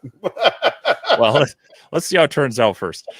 Everybody got jokes. Everybody got jokes. We're actually 71% done. So we're going to see here very shortly. There it is, kind of in action. You can't, like I say, you don't get to see a lot of what it's doing. There is a top window. They're all like shaded, so generally when it's closed up, you don't see too much. But it's it's hard to like video what it's doing, I guess is what I'm saying there. But yeah. I think he's talking about you. How does the credits work? If you have your own design, does it cost anything? Do you have to be on their servers to do jobs? So it's not cloud-based. They can pull down. So if you're wanting to do any of the advanced filters on there. So if you have your own artwork done, you can drop it in. And if you're doing a flat image, it's going to just print it out just fine. And that's all done locally. This isn't, the printer's on my network. But it doesn't have to be on the internet for this to work, as far as I understand. But no, there's no charges for that. The only time the charges come into effect is if you're using their advanced features in their AI generation stuff. And that's, I'm just trying to find this here. So they have their style shift, their face swap, their image generator, and most of them are,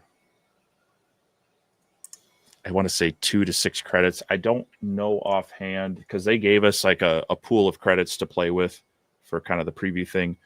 I don't know what they're going to cost offhand. So that, like any AI stuff, for the most part, you only get a few free ones, and then you got to, pay to do more of them. So and honestly, I've played around with some of their AI stuff. It's hit or miss, whether it gets you what you want or not. I've actually had better luck working with either Google Gemini or ChatGPT. I don't have a subscription to like what is it, Dolly, or there's the other. It's right on the tip of my tongue. There's another really big image one. If you're going to be doing a lot of that, they might be worth looking at some of those subscriptions and then just pull them in. So like the clack head that I brought in, that's literally my Xtool SVG that what was that I noise? just dropped. That's the printer finishing. So it's done. It was done in 9 minutes.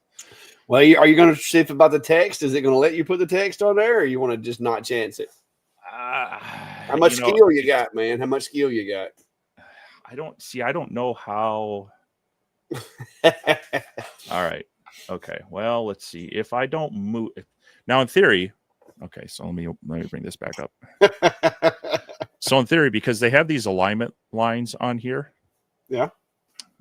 If you don't move it, I would imagine you just line it up with the top, the face. Yeah. If I jump back into the design phase of this.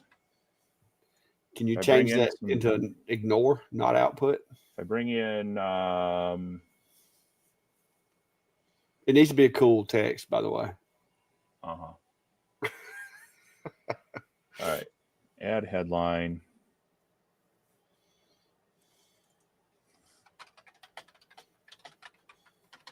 I can type. All right.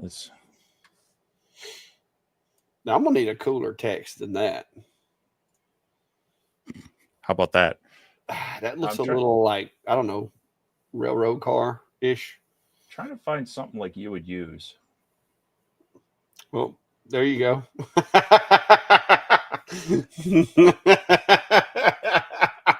Yeah. Oh, my goodness. Mm-hmm. You might need to pull it down just a little bit from there. Right. Mercy. Mm-hmm. There we go. I want to resize that just a little bit bigger. Drop it down there. And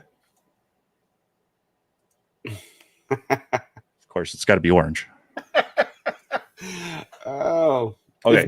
If this works, you can include this little section in your review of how to, if you mess up a cup and need to add something to it, how you go back and fix it. Yeah. So now I'm just going to delete your head, because who wouldn't want to do that? You don't want to print twice. And now, oh shoot, you know what? We do need to, because it actually has to remeasure. I'm gonna undo that, because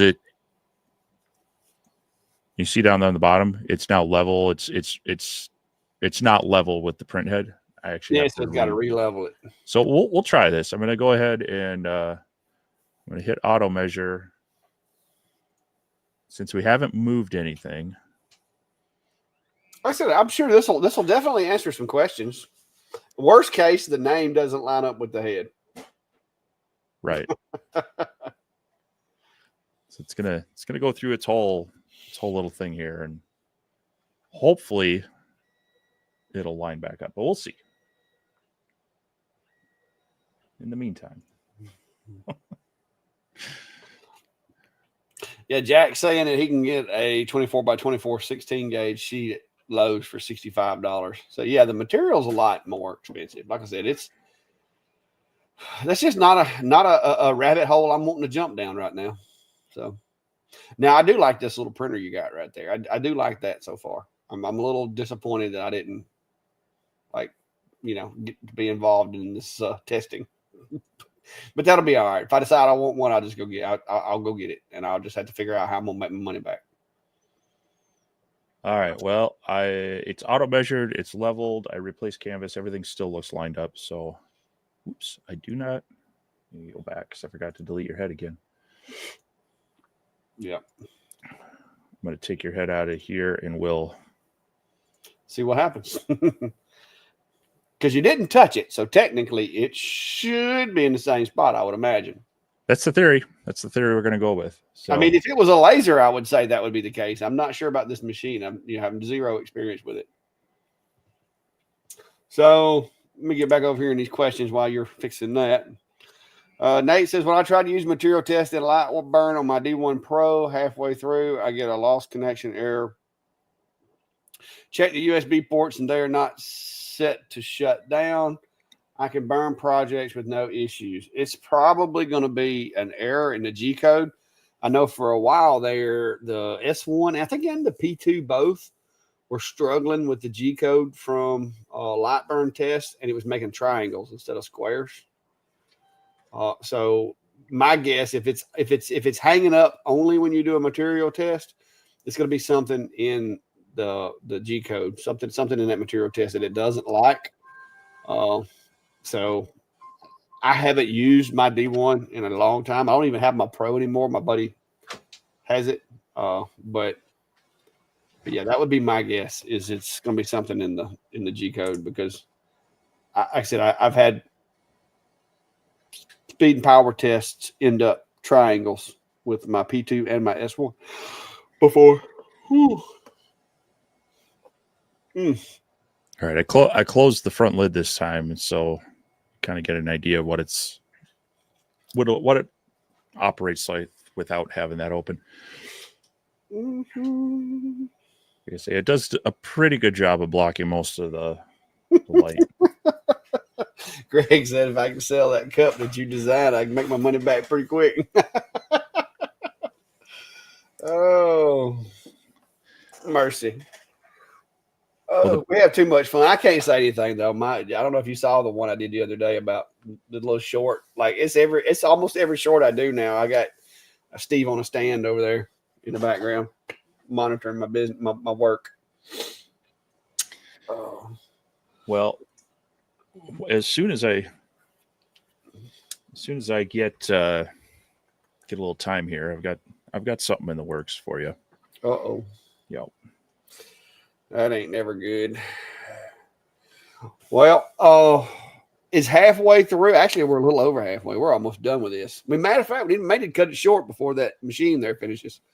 But if you hadn't already, go check out our Laser Engraver community page, sharing photos, asking questions, comments, concerns, just general shenanigans. We do a lot of stuff over there. It's been really, really busy here lately here.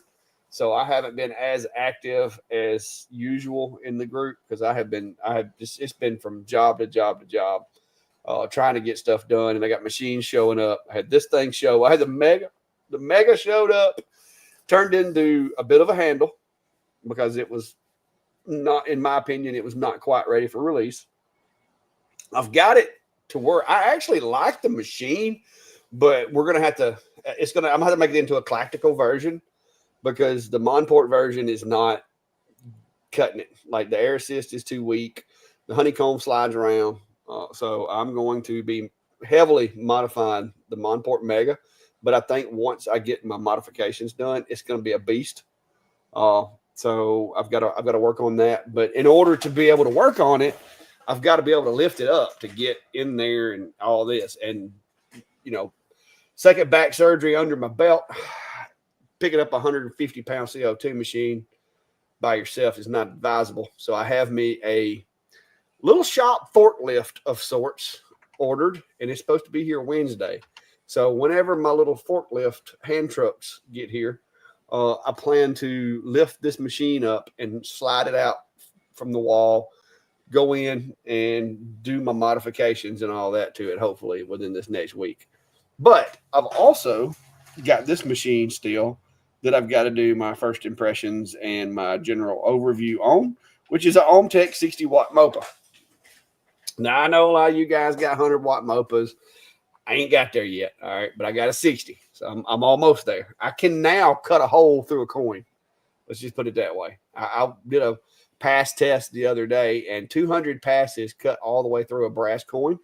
So I know for a fact, if I do a two-sided coin, I should be able to do any kind of depth that I want to do with 100 passes, because at 200, I punch through the other side. So obviously, that's a bit much.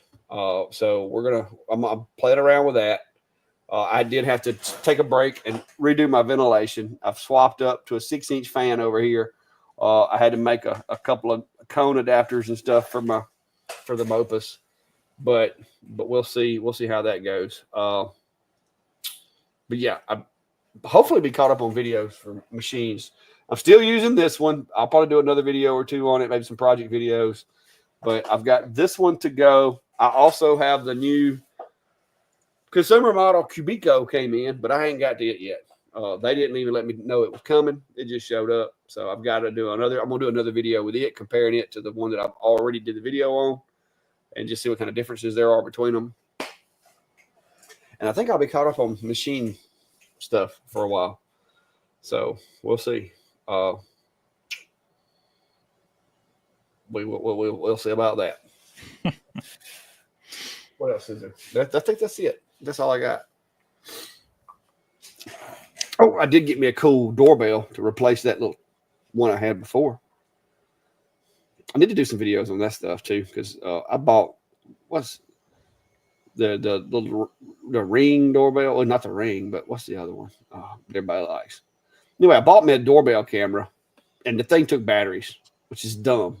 Why would I want a doorbell battery? It took doorbell that took batteries. Well, I got me a new one. And I want to just show you guys this, first of all. He looks like he got hit by a truck, but that is Biscuit laying on the back porch right there, upside down with his feet in the air. But this I actually got me a cool little doorbell that wires into the power supply for the doorbell, and it just records. It's pretty cool.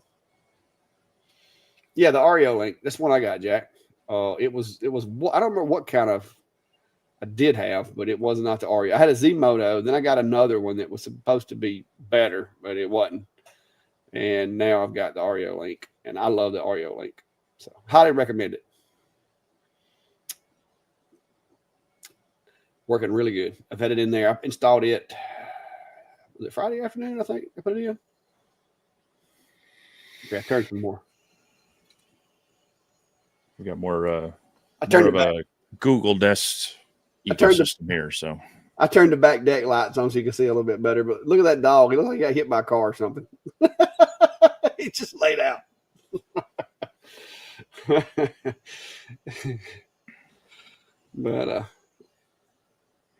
But yeah, it's a nice little setup. So I may do that on the other channel though.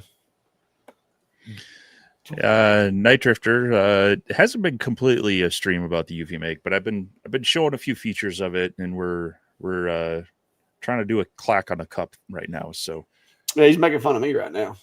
But I'm promoting you in the nicest way I know how. Putting you on a cup. Yeah. But yeah, Night Drifter said he put his deposit down on it. Like I said, I'm gonna be honest with you, I like what I'm seeing so far. I ain't got room. Like me and my wife talking earlier, I bought some more filament, and I was a little, because I get suckered in by that whole when it pops up and says buy $40 more and you don't have to pay shipping. Yeah. Gets me every time. Gets me every time. Well, it depends on how much shipping is, but Well, I ordered some more filament from Bamboo, and I was like, it's filament. I'm gonna use it eventually. So I ordered some silver filament, and I ordered some black PETG because I want to start experimenting with PETG instead of PLA. And so I wound up ordering enough to where I didn't have to pay shipping. And it came in, and I'm like, no wonder I keep just stacking boxes on top of boxes. But by the way, this cup is like 103 or 104 millimeters in diameter, so it was just over barely that maximum. So, but this one it's almost done getting that secondary. Should have added that, but we'll take a look, see if it got lined up or not. Yeah, that's going to be the only question is, does it do the same ritual during the print job so that it is in the same center? Well, now I know when it has the mug. So when it has the mug, it takes that extra step to identify where this is, which is nice, because there I'd feel a little more confident that it's going to go back to that center point. But since I didn't move it, I'm hoping it'll be relined up. So here, we'll find out here in about a minute. Greg said that bamboo's out of orange because of me, and they may be, because I did just order a bunch of orange. Also, yeah. Maybe it was a ring that had the battery in it. Let me go to my Amazon and see what it was that I bought. I bought it and I was like, everybody says these are good, so I got it, and then I didn't like it. Woo-hoo, we're done. Oh, I was hoping it was going to be after the live before that got done. It was the Blink video doorbell is the one that I did have. I've had the Z-Moto, which I bought in 2020. And then in 2024, I had to replace it because it went bad on me. Replaced it with the Blink. And then like the 24th is when I got the Oreo Link. So, and it works completely off of the door wiring. So what did it do? All right.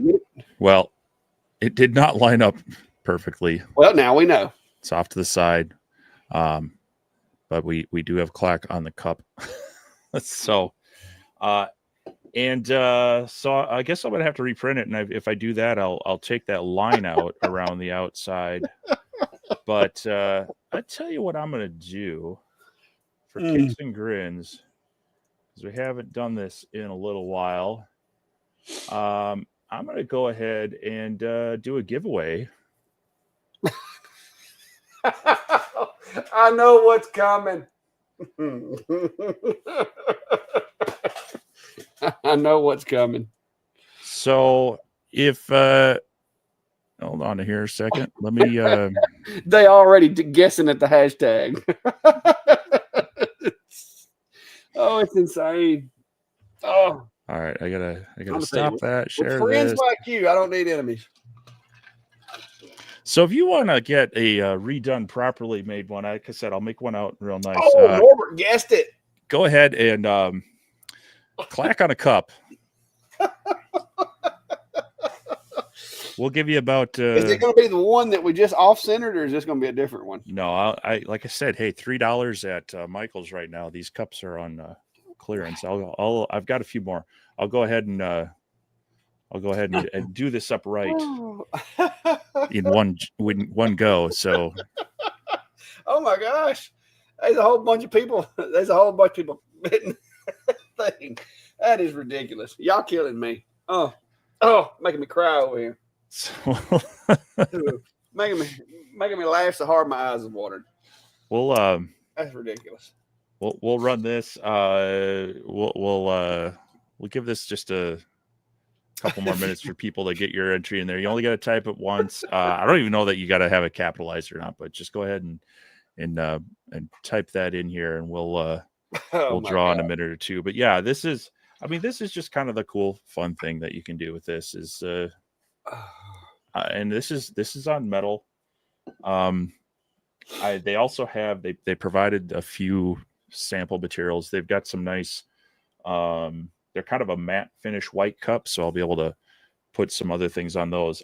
I think someone asked earlier, I was at Michael's the other day, and they do have some sublimation supplies there. The problem I see with those is they are very, very glossy, and so I was trying to find one that was a little bit less. These just happened to be at Dollar Tree right next door to Michael's, and I took a gamble with those. I might go grab one of those cups and just try it in the long run. But they said Patty's willing to get the one with it even lined up. Yeah. Oh, we. So anyway, yeah, that is the kind of the cool thing. You better make sure you're not shipping this thing to Australia. I mean, Chris, if you win, we'll figure it out. I don't think the shipping's gonna kill me too much, We'll have to pull up our money to ship it. Yeah, I'll have to contribute to the shipping. Well, Well, I've had a few of you hanging on there as members of the channel, and so we'll tap into that money. I've been trying to source a few more things to do some giveaways, and those member channels are one ways we're going to do that. So we don't really push those, but we do appreciate those that do, give us that little bonus every month on that as well. So we try to give back there as well. We got the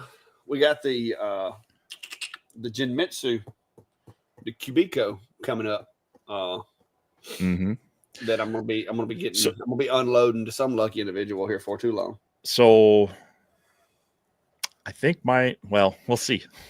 We'll see how the weather is tomorrow. Mine is in the US. DHL has it. They had anticipated delivering it Friday, but at last I saw it was in Kentucky or something like that. So, but yeah, I should be getting one of those, be able to put it through a few things real quick, and then we've been talking about being able to give them out through some of our channels here. So yeah, Jared's appreciate it. Jared dropped a couple of dollars there. Says any worry they won't deliver after Kickstarter. And from what I've been told, isn't this like a subsidiary of Anchor? Yeah, company that makes all like the phone chargers and stuff like that. Yeah. So Anchor's been around for a while. They were called Anchor Make, but then they canceled that brand to move it under Eufy, and Eufy's been around a while. I think they've done like some of those yard mowing machines and things like that. They're not brand new, and they've been very responsive. As a matter of fact, I had a small, when I got my printer, there was like a small, like they test them before they send it out, and there was like a little bit of a white ink spill on it. And I sent them a photo of that. They said, "Hey, sorry, we'll get a new one sent out." They sent that right out. And so they've been responsive at things like that. I believe they've already spun up production of these, so it's not like I don't think there's gonna be a huge lag between the Kickstarter finishing and them starting to deliver them. I guess it's going to depend on how many orders they get. So I love Anchor as a company for chargers and cameras. I've had some of their webcams and such. So yeah, when we were at CES, I remember you saying we stopped by the Anchor booth, and you were like, "Yeah, man, I need one of their new chargers." And you're this little thing, it attaches to an iPhone. It'll plug into an iPhone, and it has little micro SD and normal SD. It attaches as additional storage onto your iPhone, which is really nice. So they make all sorts of cool things. Now, I know there are some people who are concerned because they did have the Anchor Make 3D printers. A friend of mine actually has one, loves it. They did do some proprietary stuff with that, and they've also kind of discontinued them. So there is that concern that proprietary stuff gets discontinued, that eventually it breaks, and there's what do you do at that point? But outside of that, Anchor is a company I trust. They've been around for a while. They make some quality products, but there is always that risk. So yeah, Chris said that Eufy's a pretty big electronics company. They make still look like the Clack Shack. Hey, it's a small business, man. What can I say? All right. Well, it looks like the entries have kind of died down. We've got just jumped up to 65. So we'll give you about another 30 seconds to get entered. Just so last chance here. Clack on a cup. Hashtag Clack on a cup. And what I'll need is whoever wins this, I'll need you to just email me your address, and we'll get one. We'll get a non-defective aligned one. Hey, but at least that it works, and that if something happens in the future, it's not going to line up perfectly. So there's got to be a way that you could have done that, but that'll take some researching. Well, yeah, I mean that's the first time I've tried to add it after something was on there. Like I said, with the mug, they do sense for where the handle is, so that helps as well. But all right. Well, we appreciate you there. We're glad to come hang out with you guys too. I mean, it's fun. Like I said, it'll become more of a job for me here in about 157 days. But right now, it's fun. I enjoy it. I am trying to build things up and get things moving because, I'm not gonna lie, it makes you a little nervous when you've been, working a full-time job for 25 years, and all of a sudden, actually 30 something years if you count before I started paying into retirement. And then all of a sudden you're like, okay, so I'm just going to quit my job and stay at home. It's it just doesn't seem right. But but hopefully if you guys work with me and help, keep watching the content, keep doing stuff with us, I'll be able to offset those expenses and just do a lot more content creation. Oh, there comes you a couple more. Look, you're up to 70, Steve. Sneaking in the last ones here. So yeah, all right. Here at the end. We told people we were giving them 30 seconds. I think we gave them a minute, so I think we're good. We're going to draw. We got 70 entries, so here we go. Gotta have our. Can't believe we're doing this. Drum roll background music. Yeah, I don't have it on the thing no more. Robbie. Robbie, what I need you to do is go ahead and well, I should probably. Do we have a banner ready? There we go. I was going to say we should have a banner with right down at the bottom, ventari@gmail.com.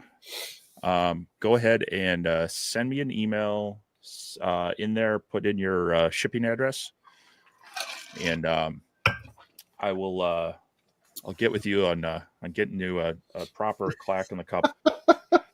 Clack on a cup sent out to you. Like, I ain't in the cup.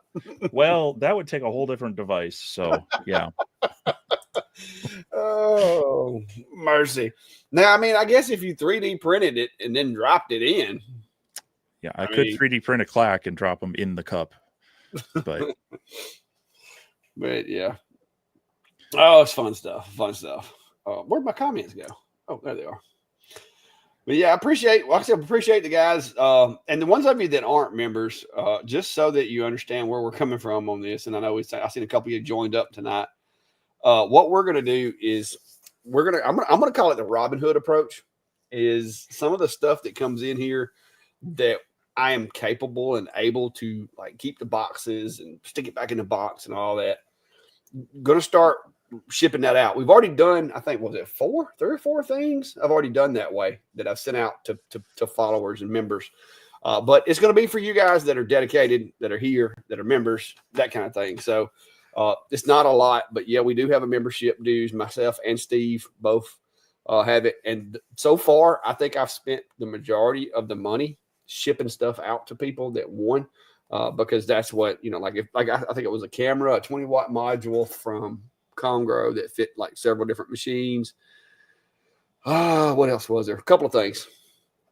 A slide bed that I've gotten. There's been several things. So that's what we're going to try to do is we want to be able to build a community. We want to be able to have giveaways. A lot of people have complained, and we noticed it too, that when we do giveaways, we get an influx. Like I think the last giveaway we did, we had 600 and something people in the live. Yeah, that's awesome. We appreciate that, but at the same time, that waters down you guys' chances of winning. So if we do our giveaways, not all of them, but the ones that's just ours and not, we're partnering with a company. If we do our giveaways in that private setting of a member area, nobody's going to win it but you guys. You know what I mean? So that's what we're trying to do with that. We're not trying to extort money from you. We'll wind up spending it because I'm going to be shipping out 2 Cubicos. Well, I don't know if I had the box for the second one. I'm going to be shipping out at least one. The other one may go to somebody that's willing to drive and come pick it up. Somebody in Prattville or somebody that's in Montgomery or something like that.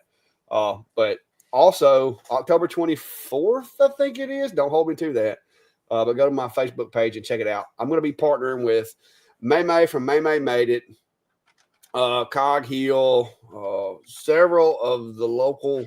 May and Cog Hill are the 2 biggest ones. Both of them are like 300,000 subscribers or better. I think Maybay's close to 400,000 now.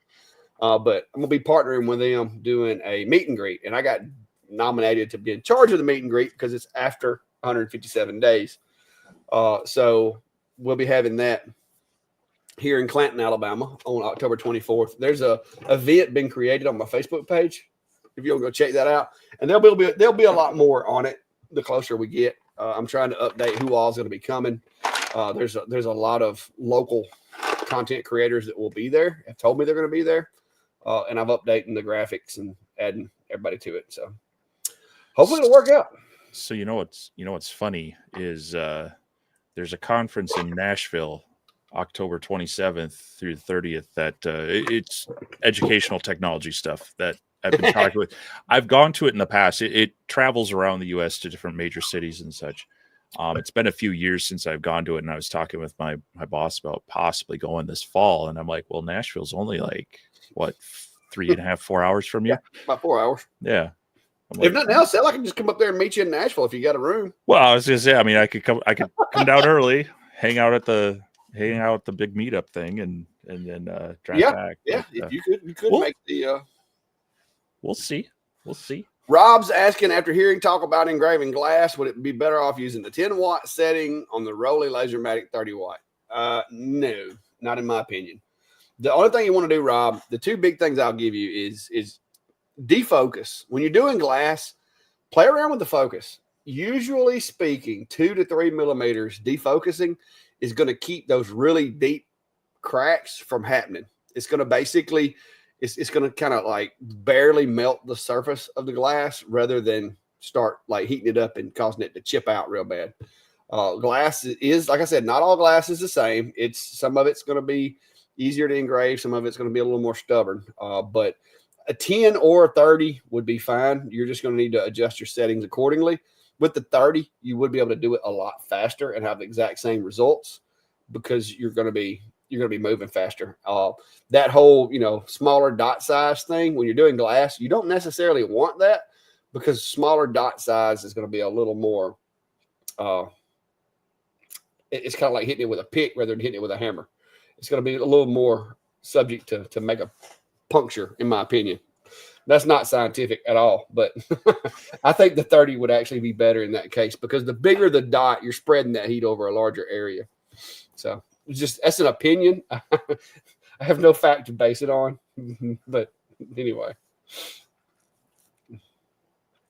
David Pingle, yes, you're gonna want to coat it with something. It has to have some type of interacting layer. Whether you use there's some stuff that's like peel and stick, almost like window tint that you can use. Tempera paint works good. Chalk paint. Even if you just really want to do it, you can use white 2X because it has basically the same active ingredients as most of your marking sprays. Titanium, was it titanium dioxide or titanium oxide, whichever, TiO2. Mm-hmm. So that'd be titanium dioxide.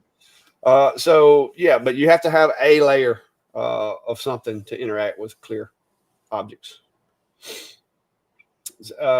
Rick saying he did his with a 10-watt, 33 millimeters out. Yeah, I think Rick messaged me emailed me or something about that. He did a good job. Sent me some pictures of it. I don't know if I still got them or not. Oh no, he put them in the laser engraver community group. Now you got to do a biscuit on a cup. Klein on the cup. I'm trying. Hey guys, I do have some news. Klein has recently been able to get the same internet that I have, like as far as the fiber. He's got a 1 gig fiber connection at his house now. So whereas before his internet was terrible, I've actually thought about having him on the live. Y'all know he's got a YouTube channel. It's not real big because he's not leaning into it. But he has a page, Klein's Engraving, that he's been doing some shorts on. So if y'all think it would be interesting, if I can get him set up, because he doesn't have any, like he's talking about he's just going to use his tablet. And I told him that me and Steve have we have like standards when it comes to your equipment for streaming. We can't have him coming here making our stream look bad. But I thought about getting him on here now that he has a good enough connection that he can actually engage with us. So got to make sure he's got a good microphone too. Yeah, well, I've actually got another, I bought the new camera. I've got my other camera, and I told him, I was like, look, he does like online lectures and stuff for his schools, he teaches college classes and stuff. It's like, I know you got to have the equipment. He's like, yeah, I got it. I just don't know how to use it. But let's see who, somebody said something about Dollar Tree. Oh, Night Drifter said I would give anything for half that bandwidth. I would have too. I had 1.5 meg up until I got this. I had 1.5 megs, and then all of a sudden they're like, congratulations, you've getting a 1 gig fiber connection. And I was doing backflips because I couldn't run this business without. I mean, if I was still a meg and a half, I couldn't do this. There's no way. Y'all see me sitting in the parking lot of gas stations and stuff using McDonald's Wi-Fi. Yeah, I recently so I've got Spectrum Internet here. They ran fiber through another company. I don't trust them yet. I've had a few people around the area and in town kind of they get mixed reviews. They love them or they hate them. So I've stuck with Spectrum. They did though recently. If you have them, it's worth checking their app every once so often. Sometimes they have an offer to upgrade your bandwidth. So I went from 500 or 600 meg download to a gig, no cost. And they also doubled my upload bandwidth from 20 to 40. So it's worth checking that app they've got. It's a Spectrum app that's on my mobile device. Log into that. You may have a free upgrade be eligible for. So, all right. So Trey Skillers is saying CO2 laser 100-watt glass tube versus 3mm cheap plywood for consistency through glue pockets. I'm having to run at 50 inches per minute, 85%. Does that sound right? I'm going to have to do math. 50 inches per minute. I don't do all. That's moving pretty good. You sure that's 50 inches per minute? Because that's over 1,000 millimeters. Because so my 60-watt CO2 3mm Baltic birch, which is a little more dense, about 20 millimeters a second. So if we divide, let me see here, we got to divide that by. He said 50 millimeters per second. At 85%, cheap 3mm. I mean, that's okay. 50 millimeters per second. That's not bad. I mean, yeah. I mean, that would sound in the because, like I say, mine was around 20, and that's on a 50 to 60 watt tube. So if you're doubling or more than doubling, I would say that's again the plywood's gonna. I'm using denser plywood. If I was using kind of craft lightweight plywood, I'd probably be up around 25. So yeah, I would say that sounds about right for 100-watt, but I've only helped some of my friends with their larger lasers at that size. And sometimes they go on they baby them at their power settings. I was gonna say the mega I'm getting for 3mm, I'm getting like 30 millimeters a second on some of the stuff that I've got. But now it's some of the crafting plywood, but now I'm running at 100% power, which with this machine, they've done all the limiting and everything on the electrical side rather than the electronics. So even in their software, it goes to 100%. So I don't downscale my power. Robbie, I've been watching. I still haven't received yours. So if you just want to double check the email you sent it to, sometimes it's slow coming in, but I want to make sure I get your information. Otherwise, if you don't hear from me later tonight or tomorrow morning on it, definitely reach back out to me either through Facebook or through email. So I just want to make sure I get your information so I can send that off. But yeah, Trade Skiller saying 18 millimeters a second on an RF 30-watt. So the RF 30-watt though, that's like RF, a needle compared to a pencil. RF's going to cut. It's usually a little bit better compared to its glass tube CO2 equivalent.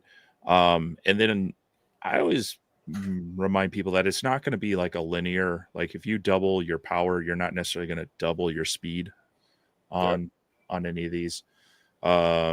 So if you're getting close to double, but even if you're getting like within 80, like at 80% of double, you're probably doing pretty good on that. Well, too, he said it's the first day with that machine. Yeah.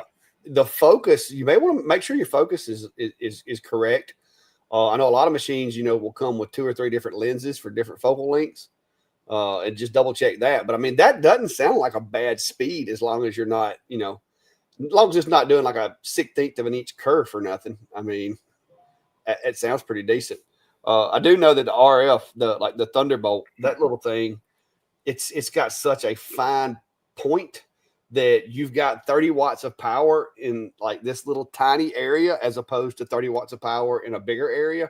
And so it cuts like a razor, because it's just like a knife. The sharper the edge is, the better it's going to cut. The blunter the edge is, you're going to have to put a little more effort into it. Same thing with lasers.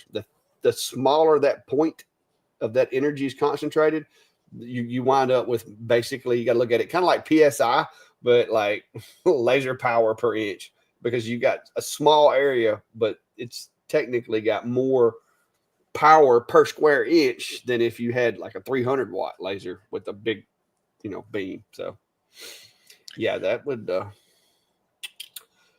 Thanks, Robbie. I did actually just get an email. Whether it's your first one or your second one, we're good. So I'll connect with you. We'll get you that cup sent out.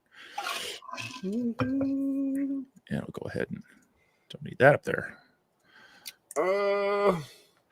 Greg, I've got if you're using a spoil board or like a custom enclosure, I've got a DIY kit is what I call it. That'll pretty much work with any laser. It's just got random parts like little L brackets and little circles and stuff like that you can use to make your own hold downs for your machine. But I think if it's the same as the A30, I think I've got a kit in there for it. I'm not sure. You said 30 Pro. I'm not sure which machine that is for sure. There's a lot of them in there. Just if you go to my Etsy shop and type in Atom Stack, see if there's one in there that's the same model. If not, then like I said, that little DIY kit that I put in there, it works really well. I use it for like my X40, and I'm using it for the A70 because it's literally like little L brackets that just hold the legs and bind them so they can't move. And then you take the laser and do a score line, and then you take the attachment bracket and set it in there, line it up, and then put some screws and through it, and you're good to go. So, but guys, it is 2 hours and 12 minutes into it. Steve has made a cup with my face on it. I think this is a first, but no, it's not. He's made all kinds of stuff, but yeah. So Trace Killer Sam was in serious deferred maintenance when I picked it up. The lady bought it from didn't even know the lens removal tool for cleaning the lens was even for. Yeah, like I said, that doesn't sound like terrible speeds. My opinion, look at how wide the kerf is, and how much charring you got, and how much penetration you're getting through there, and scorching and stuff like that. And if it's cutting clean at those speeds, I think you're good. I mean, because those speeds sound pretty competitive. Oh, what kind of machine is it? Just out of curiosity, what make, or is it a make? A Nova? Oh, it's a Nova. Nova 51100. Thunder. Wow. Okay. Yeah. I haven't had a Nova Thunder 51100. It's a pretty nice machine. It's a very nice machine. Yeah, I haven't had one of those, but if it's anything compared to the Thunderbolt that I get to run every now and again, I like the way they're built. I've really been like tempted to get myself a bigger CO2 and do away with using some of my smaller diodes. And I may, once I get retired to where I've got to bring in so much money. It's just got 100 hours on the tube. I wouldn't think that would be even hurt. But anyway, guys, congratulations, Robbie, on the cup. Steve, you got anything else? We need to get out of here because I got to go to work tomorrow. Unfortunately, I got to be there a little early. Yeah, no. Look for a video on this printer here in a couple days. The Kickstarter officially launches on the 29th, and then, like I said, I'll have a link for it that you can use if you are ordering it, and want to give me a little bit of credit. I always appreciate it. It's always nice for these companies to know that I am getting information out to everybody, and a lot of it we do on these live streams with some of these new things, and so they don't always see that. So I'll have that out. Like I said, I got the Cubico coming, and I'm still doing a few things with that Atom Stack Craft.